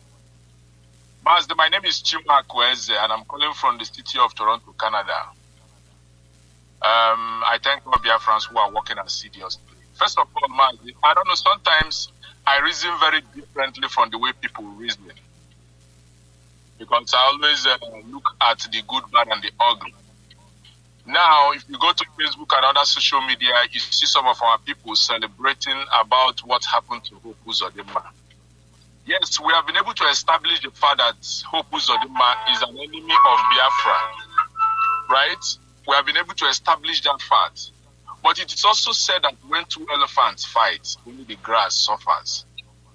Mazi, in different locations of Biafra land, the terrorists are settled. And from the military, from the police, from the navy, from the civil defense, they have all been incorporated, so they launched their attack without any form of impediment or obstacle. Now, our people may be rejoicing, but let me tell you, Biafrans, especially those in Biafra land, we must all be wide awake. What these people are doing is that they are testing the waters. How are they testing the waters? The last time, Ondongo men went to police headquarters and burnt down police headquarters without any form of nobody could even stop them for complete 3 hours. Yesterday night, they went to a whole governor of the state and burned his house. Hope Uzodinma is an enemy, but I want to tell Biafrans that these people, by the time they finish with these our top political leaders, they are going to come for each and every one of us. If they can do this and nobody, not the police, not the army, not the civil defense, not anybody could stop them. By the time they come for us, the ordinary citizens of Biafra, nobody will be able to stop them. The summary or the sum total of this, our restoration project, is for us to secure our land, our people. I repeat, the summary of what we are doing, this Biafran restoration project, is for us to secure our land and our people. Our land is our territory. Now, if these people can come and operate in any way they want in our land without any form of stoppage from anybody, it means that we are already in a deep mess in the hands of the terrorists in our own land. Let us not rejoice too much that they are dealing with our enemies, who are the governors. Let us also put in place a pattern that we can be able to use to check these people. Our leader has established the ESN. Do not wait to support the Eastern Security Network, please. Wherever you are, especially those in diaspora, please support the effort of the ESN in any way you are, in any little way that you can, please, so that we can be able to get our people ready, especially the volunteers, on that day that we are going to put a stop to this thing that is happening in our land. What these people are doing now, it is the thing that we should have done earlier before now. Because these our political leaders, they are actually the bait that our enemies are using against us. They are the bait. They are the loopholes that they have dug through which they are penetrating us. If we are able to take these people out of our way, even our enemies, we know that we are serious. Please, this is a passionate appeal. If you are living in Canada, you want to join Ipob, you want to support ESN in any province that you are living, we are urging you, we are pleading to you, we are begging you, don't wait for tomorrow. Support us now. Join this team that God has assembled to restore Biafra. Call this number 226-909-4222. Direct line 226-909-4222. Or you WhatsApp us on 415-878-6563. 415-878-6563. Mazi, I will stop here for today, and I pray that whenever you speak, may you speak wisdom. When we hear, may we not be only hearers, but also doers of the word. From Toronto, Canada, take it from me. God bless you. Thank you very much. Thank you. Caller, your name and where you're calling from. Caller, your name and where you're calling from. Yeah, Mazi Alozie, good morning. This is Mazi Amukamara calling from Oregon. Welcome, Mazi From our mama. Welcome. In the rural government area in Imo State, in Olo province. The thing is happening in our mama today. Everywhere is rough. Burning houses in our mama, burning houses in Umu. Any idiot, your hand is into this, pointing at people, pointing at your brothers, both the traditional rulers. They ask you, Hope Uzodinma ask you guys to bring list of people you think is IPOB members. And these people have done it. This thing you did today, this war you started, I'm sure you will not end it in peace. The war you started today in Umokwe, I'm telling you, you will not eager well with anybody there. This is saboteurs. Whoever you are, whosoever you are, this is saboteur pointing hands. They are burning houses everywhere, scattering houses. Caught one boy that is driving machine, burn it in somebody's house. The idiot that is pointing people's house, I'm telling you, you think we don't know you. Your days is numbered. Your days is numbered. But you guys went to one family and pick up a boy that is in his room. Please, somebody in here, please, if you know where you kept this guy, leave him alone. He didn't do anything. He is in his house. No matter his house is close to a place you bomb somebody that was riding on a machine, you pick the guy up and bring it to somebody's house and burn somebody in someone's house that is not at home. Nobody is in the compound. I don't know how you get into that compound anyways. But what I'm telling you today, this boy, Chinenye or somebody in here, leave this boy alone. He did nothing. Make sure you didn't kill this guy. Please. This boy did nothing. My dear brother, they did evil today in Umugwe. They bombed many houses in Umugwe, our mama. They bombed many houses. Scattered many houses. So, my dear brother, anybody from our mama, you people, since I've been telling you people, it will come to you. Don't think that the person you think that if they kill him, Umugwe will stay quiet. Mazi Mukamara. Yes, sir. Who are these day that are burning houses? Who are they? They burned. Who are they? They burned. No. They burned. Who are they? When you say they burned, who are you referring to as they? These military people, the military. And okay. They come to Umokwe with the armored car, two armored car. And started burning villages. They block Amukamara way with the one armored car. Block Umokwe with the one armored car with their healers. They started shooting from 1 a.m. till 4 a.m. From 1 a.m. till 4 a.m. All our people slept in the bush last night. Everybody slept in the bush last night. But what I'm telling them today, the traditional rulers in that area, traditional rulers in our mama, if you people don't stop these military people coming to our place, killing our boys, they will receive it hot. They will receive it the way they don't like. These Elzes, traditional rulers, I'm talking to you, all of you, 6 of you, or 7 of you, or 10 of you. This is traditional rulers. Our local government chairman. I want to tell you this. I called you the first time this people started. You say you know everything. Stop them now before you get out of hands. I'm telling you the truth. They have touched lion tail. I'm telling you the truth. They have touched lion tail. They should stop this right away. And they should not come to our Umoko or our mama again. They should stop. Let's put it a stop from today. Thank you, my dear brother. Thank you so much. Thank you. You see, these are the same people. These are the same military that couldn't stop regular Fulanis in Enugu. But they are coming to our mama to attack sleeping villagers. They are attacking sleeping villagers. They have their arms. They know who the arms are reserved for.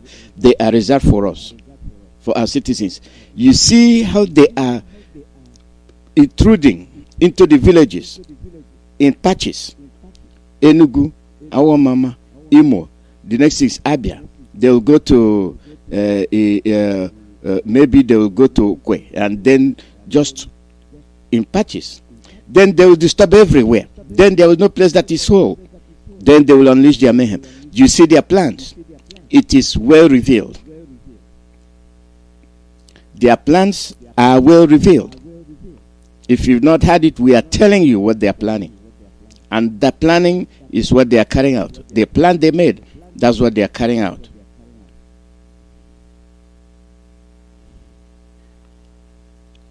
Caller, your name and where are you calling from?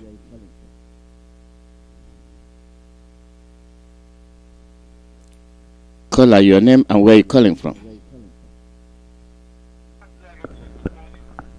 Good morning. Mazi, my name is Mazi, my man, the national PRO of Ipob here in the United States of America. As I reside here in Washington, D.C., I am from Amibo. Amibo is Alozie. Amibo is the owner of the Tiger, and Amibo is the owner of the people. As I thank you for all the good that we've been doing, the government of Mazi NNAMDI'S. Yes, Mazi, this is not in our life. This is the reason why we've been crying and we've been calling on our youth. We've been calling on the youth of Biafra. We've been calling them because they're supposed to read the history and know what has happened to their parents. The youth of Biafra, you have to read the history to know that your children, your mother, your father, and everything were intentionally exterminated.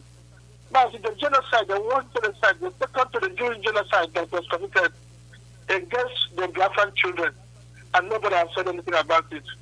Now, the 3.5 million Biafran children are unaccounted for. More than 5 million Biafran men and women were unaccounted for. Pregnant women were intentionally, their belly was opened and the baby was taken out of their belly and killed. Now, the Biafran children were dying on the street and then the watcher were just ended. Now, there are a lot of Biafran children that were, airlifted to unknown places up to today. So that is the intention of this people, is just to kill and exterminate us. Listen, we are now not that we are fighting for Nigeria or whatever politics they are talking about. We are fighting for our existence as human beings. We are fighting for our, preservation of our life, so that we can live like any other human being. We can live with dignity. We can live in freedom. We can be able just to, have a good education for our children. This is what we are talking about. But we have never gone beyond our boundaries to go and, either invade any other people. We have never gone anywhere to kill any other people. We have never done anything wrong to anybody in that country called Nigeria. But now, every time we are being killed, every time we are being humiliated, every time we are put in jail, every time the organ of our children were harvested and then sold outside. Our women are raped. Our women are put in jail. We have been dehumanized in every way or form. What have we done in Nigeria? Whom have we offended? This is what I'm asking you. You are a Biafran man. You are a Biafran child. You are a Biafran. This is not the time for you just to stay and then be looking for somebody to help you.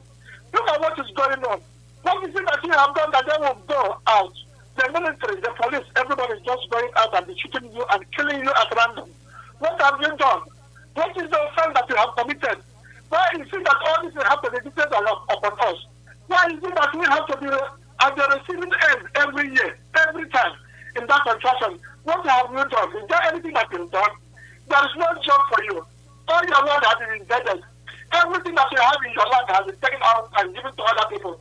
All the things that God bless you with, the mineral resources, the gas and oil, everything is being mapped by other people. A lot of other people are having, this is their well, that is a personal well, the oil well that is allocated to everybody. So what have you done? Why is it that all these things are happening to you? So this is what I'm telling you.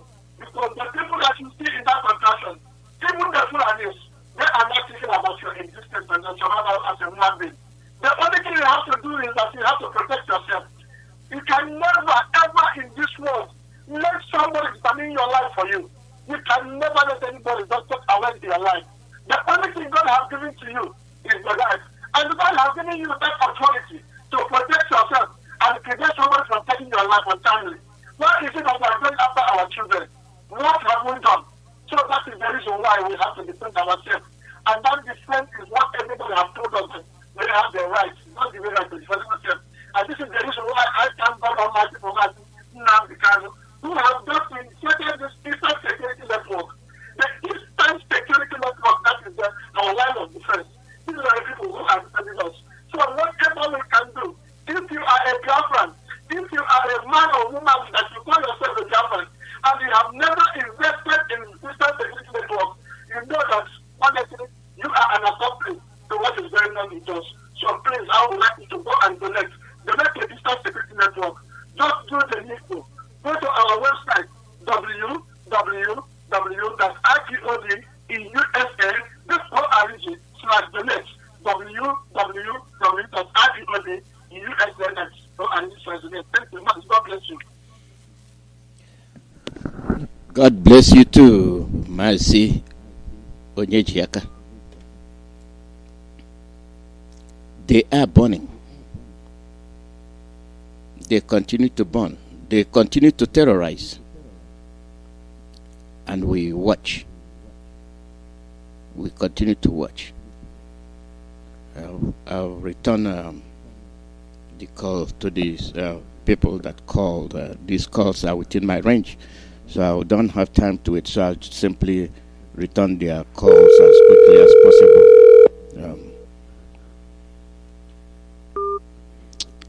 The call number is +1 4847670848.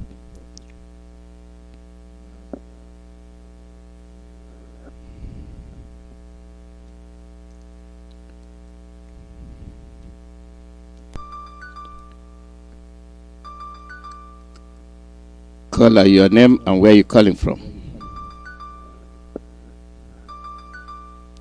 Caller, your name and where you calling from.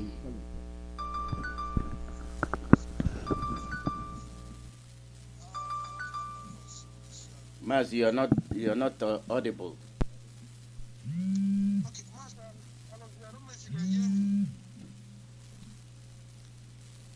Go ahead, we are hearing you.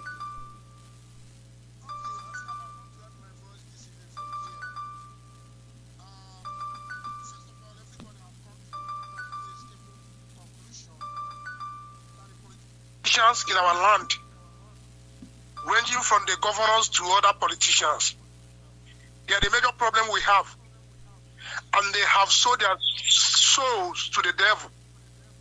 They have decided that their political interest is more relevant and important than the life of our people in entire Biafra land. Therefore, all they come have been making all the while that we need to visit these people. We need to pay them. There need to be retribution, that these people may know, or that we may have our chances of replacing ourselves. Because all the while we have been saying they are our brothers, they are our blood, but these people have killed a lot of Biafrans. And all this while they have been killing and abducting. The more we talk, the more our leader cautioned them, the more he advised them, the more they became wicked. Instead of repenting, instead of trying to stop themselves from committing the evil against our people they have been committing, rather they will advance themselves in more evil. Now the time has come that these people will no longer have what we want to do. One thing is sure, we will stand and fight for the freedom of Biafra. The armies of Janjaweed shall never defy the armies of Biafra. We will never fold our arms to allow these people kill us. I also want to use this medium to plead to our leader to also extend the country to Imo State. Because the day our leader made this announcement, gave this order, it just came to my mind that also Dimma and his group, they are about to do something. Imo State now, he has to send the same army he sent to our land to kill our people. They kill innocent people in Olu. Both Ohanese and the well-meaning people of Biafra condemn his action. And we thought he has repented. And Thursday again, he brought the army of occupation again into our land. The army that ran away from Niger. The army that the Boko Haram and bandits hit them. They all retreated. And when they retreated, all they could do of the a peaceful land. But it's a high time that we have to show to these people. All the houses they born in our mama, from that Thursday to today, all Pusodema will pay them. If you like, you can run inside the water, we must find him. There is no hiding place for any of you. The battle line is drawn. We are not afraid. We believe that we will lay down our life to get that which we are asking for, and that is our freedom. All of you that have declared yourself the personal enemy of Biafra, we want to tell you that the land will not contain you. We also declare you non-personal grantor. We will make sure we get you. It doesn't matter where you hide. If you like, go through the tunnel. Biafrans are out for you. IPOB are out for you. We will fight this fight. We will not give up until we make sure either our land is restored or nothing that is called a living thing that will be seen in Biafra land. This is as sure as not a threat. It can abduct as much we want to abduct. Our leaders should extend this curfew so that we use this very time to also monitor these people and give them the medicine that they deserve. Enough is enough. I think a word is enough for the wise. Mazi, Alozie, thank you very much. That is my contribution. Thank you very much. Thank you.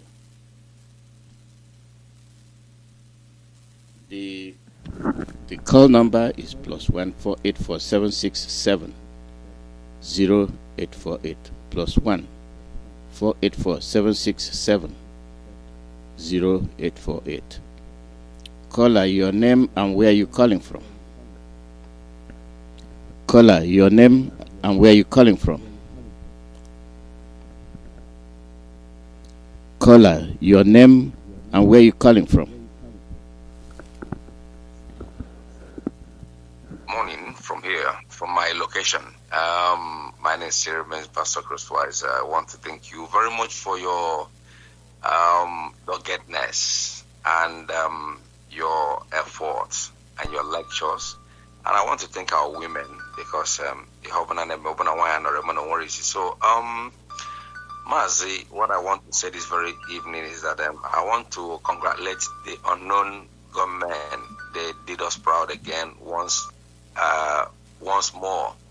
And I want them again to touch other governors, those of them that brag against us, those of them that killed us and brag. Because as Nawai dog, if a child go out to look for a fight among his equals and they didn't beat him well, the next time he will thought that this is his right.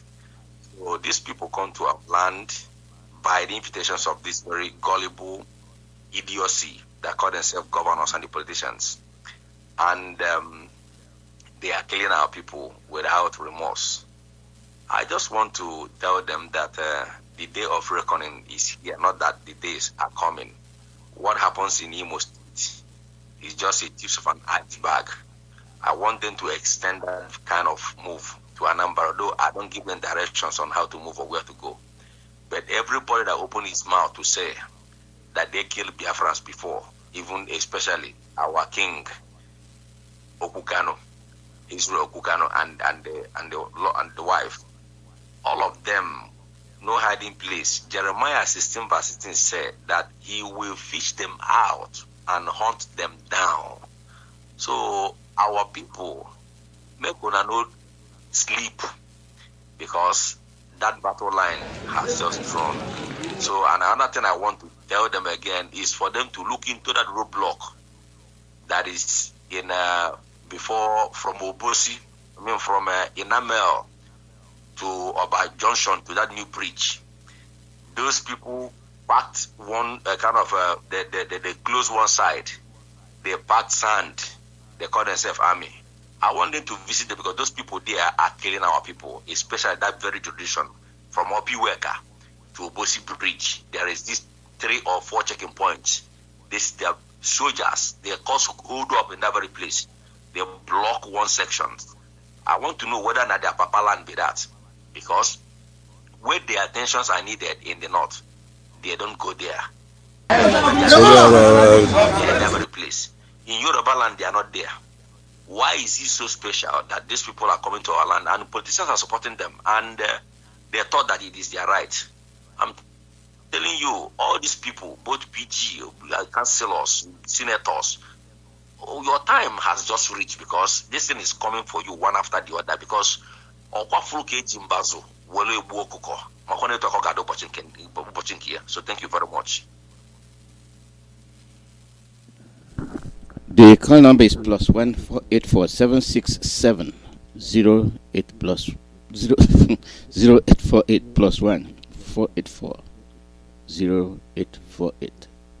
That is the call number.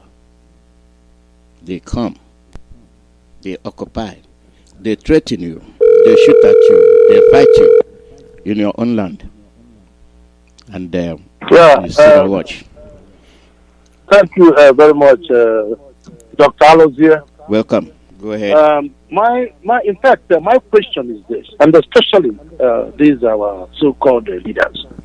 Are they not aware of what is going on in that country? You open up the news media, go to YouTube, everywhere, evidence is clear what the Fulanis are doing in that country. They are trying to Islamize every part of that country. And it bothers, it worries me that they are still trying to destabilize their area by creating a war between groups that support the leaders and Ipob that is fighting for the people's survival. I just don't get it. Why the Fulanis are waiting? Every time they keep inviting the military, and it is a well-known fact that the military has been infiltrated by ex-Boko Haram, so-called repentants, and you know that these are no repentant idiots. These are nothing but terrorists whom they secretly and indirectly planted into the army for the sole purpose of coming down to the east to kill the Igbos. Anytime you bring them here, that's what they will do. Why in the world would the army go and block a city and start shooting and burning houses? What have the people done? Extrajudicial killing?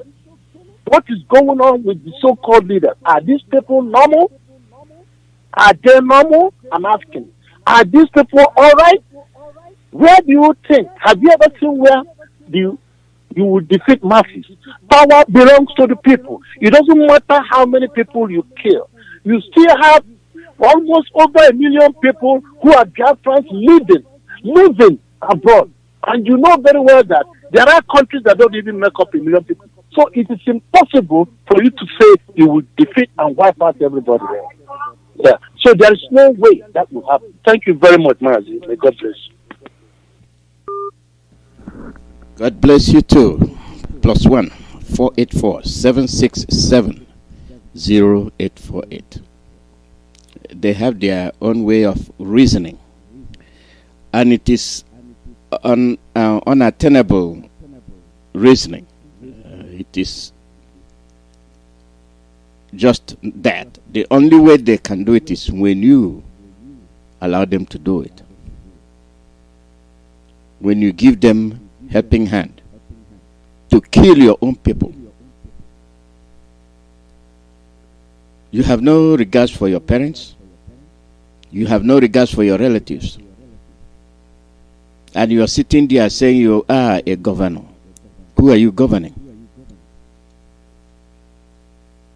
Who are you governing? I can't imagine how you can just sit and watch, even though that you actually invited them to come and destabilize your cities, your towns, and you feel all is well with you. Call out your name and where you calling from. Oh, hell Biafra. Oh, hell Biafra. Mazi, Ndewo. Mazi, God bless you, sir. Thank you so much. Thank you. God bless you. God bless you. Thank you so much for the good job you are doing. And my name is Mazi Abarakwe, calling from Brooklyn, New York. Mazi, thank you so much. Thank you. And I thank all presenters who make our time to be on the radio to talk to our people. And above all, I thank my supreme leader, Mazi NNAMDI'S, the man who has seen it all, and the man who has said it all, and the man whom is taking us home, and who shall take us home, and the man who shall lead our land with the ideas that will please Chukwuabiama, our ancestors, and those to come. Mazi, I want to thank everyone. And also our women, they are wonderful. Chukwuabiama will bless them. Mazi, I know there is no time, and then your time, there is no time. So it's just for us to contribute little. Mazi, it is clear that even the blind now can say that we are going home. Or if we are not home, we are close, we are home already. ESN is a game changer. Mazi NNAMDI'S has won. He has won the fight. Mazi, with what is happening in Omuma and others, Mazi, we are going home.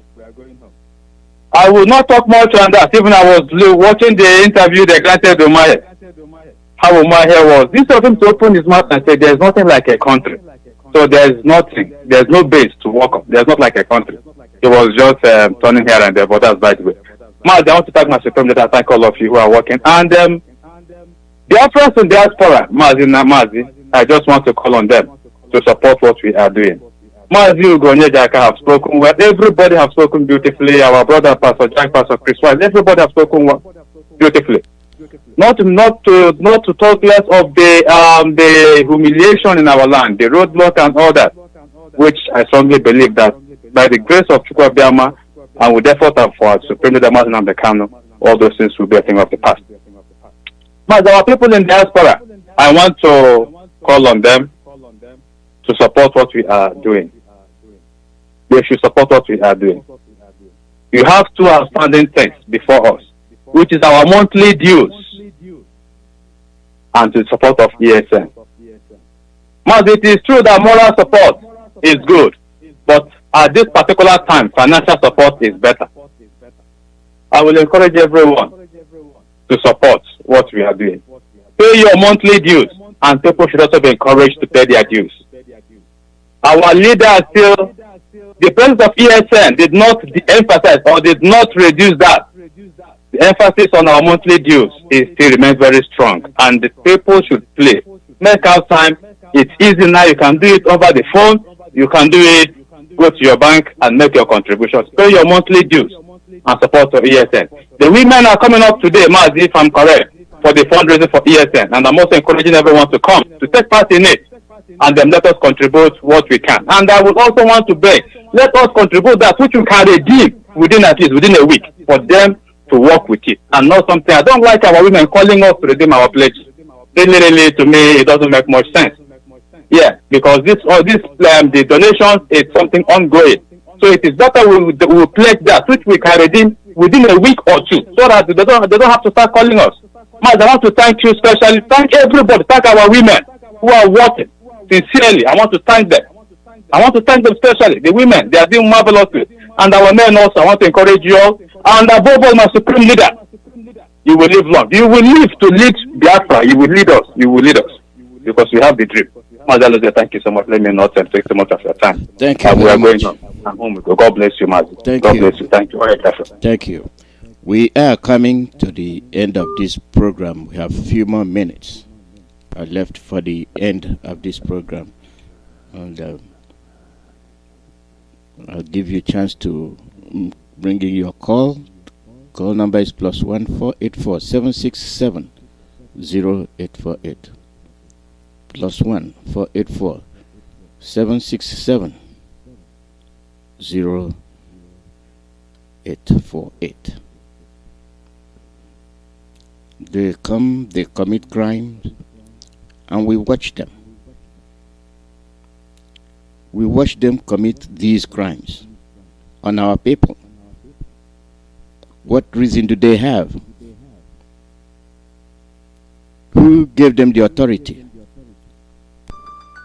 Who is the government that is killing its own people? Call out your name and where you're calling from.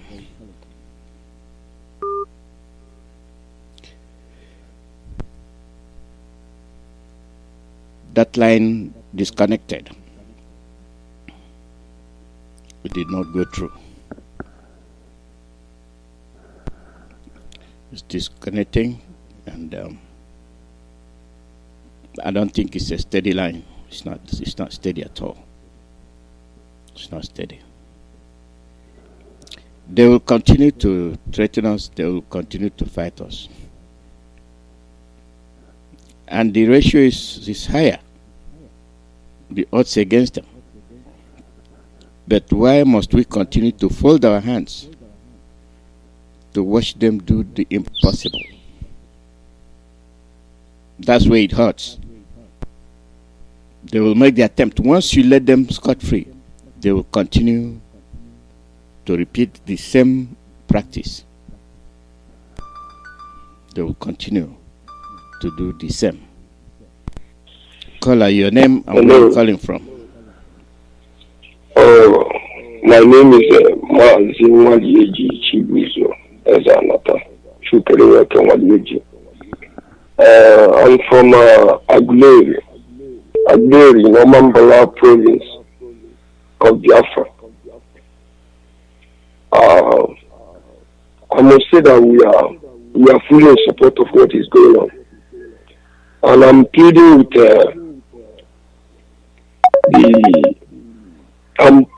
with our able leader, Mazi NNAMDI'S,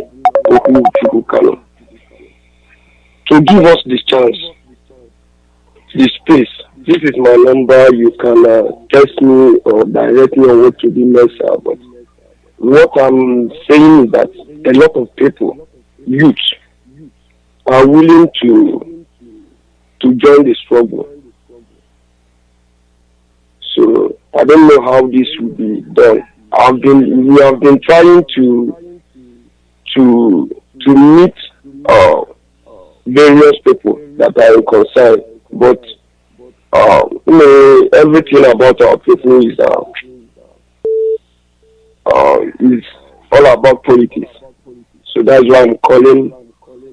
Please, we need attention. We need people that will direct us a very legit platform where many youths can go to and support what many are willing to join. Thank you. Thank you. Thank you very much. There are already existing platforms that they can do something.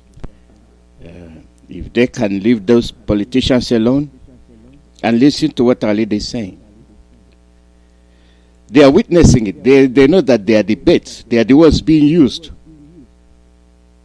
Nobody else but the youth. The platforms are there. Call out your name and where you're calling from. Good morning. I'm Charles from Ebonyi State. Welcome. And then first of all, I want to thank our most wonderful leader in this world. In fact, I don't know how to greet the man. If I say him nakedly, I will do wonders for him because he deserves it. And I want to thank our women. They are crying. They even crying more than men. And I wonder how men don't even from Anambra State. I don't know whether Anambra is still under Biafra or not. I'm only hearing although in that Imo, although I don't know whether only young boys from Imo are occupying diaspora. In short, I don't know what is going on with Anambra people. Last, I want to thank our supreme leader, Mazi NNAMDI'S. He is trying his best, and already we are already gone. We are already gone home. There's no need of saying or sending something or the other. We are already at home. So thank you very much. Thank you very much. Thank you. Thank you. We are headed to the end of this broadcast. We have 5 minutes to go. That will be tomorrow. Now waiting to happen. The women will not be there tomorrow, so we have a full program tomorrow. Now waiting to happen. So that's that. And on that note, I'll tell you, we will be ending this program. Whatever we do, let's be cautious. Let's be observant. Let's be formidable.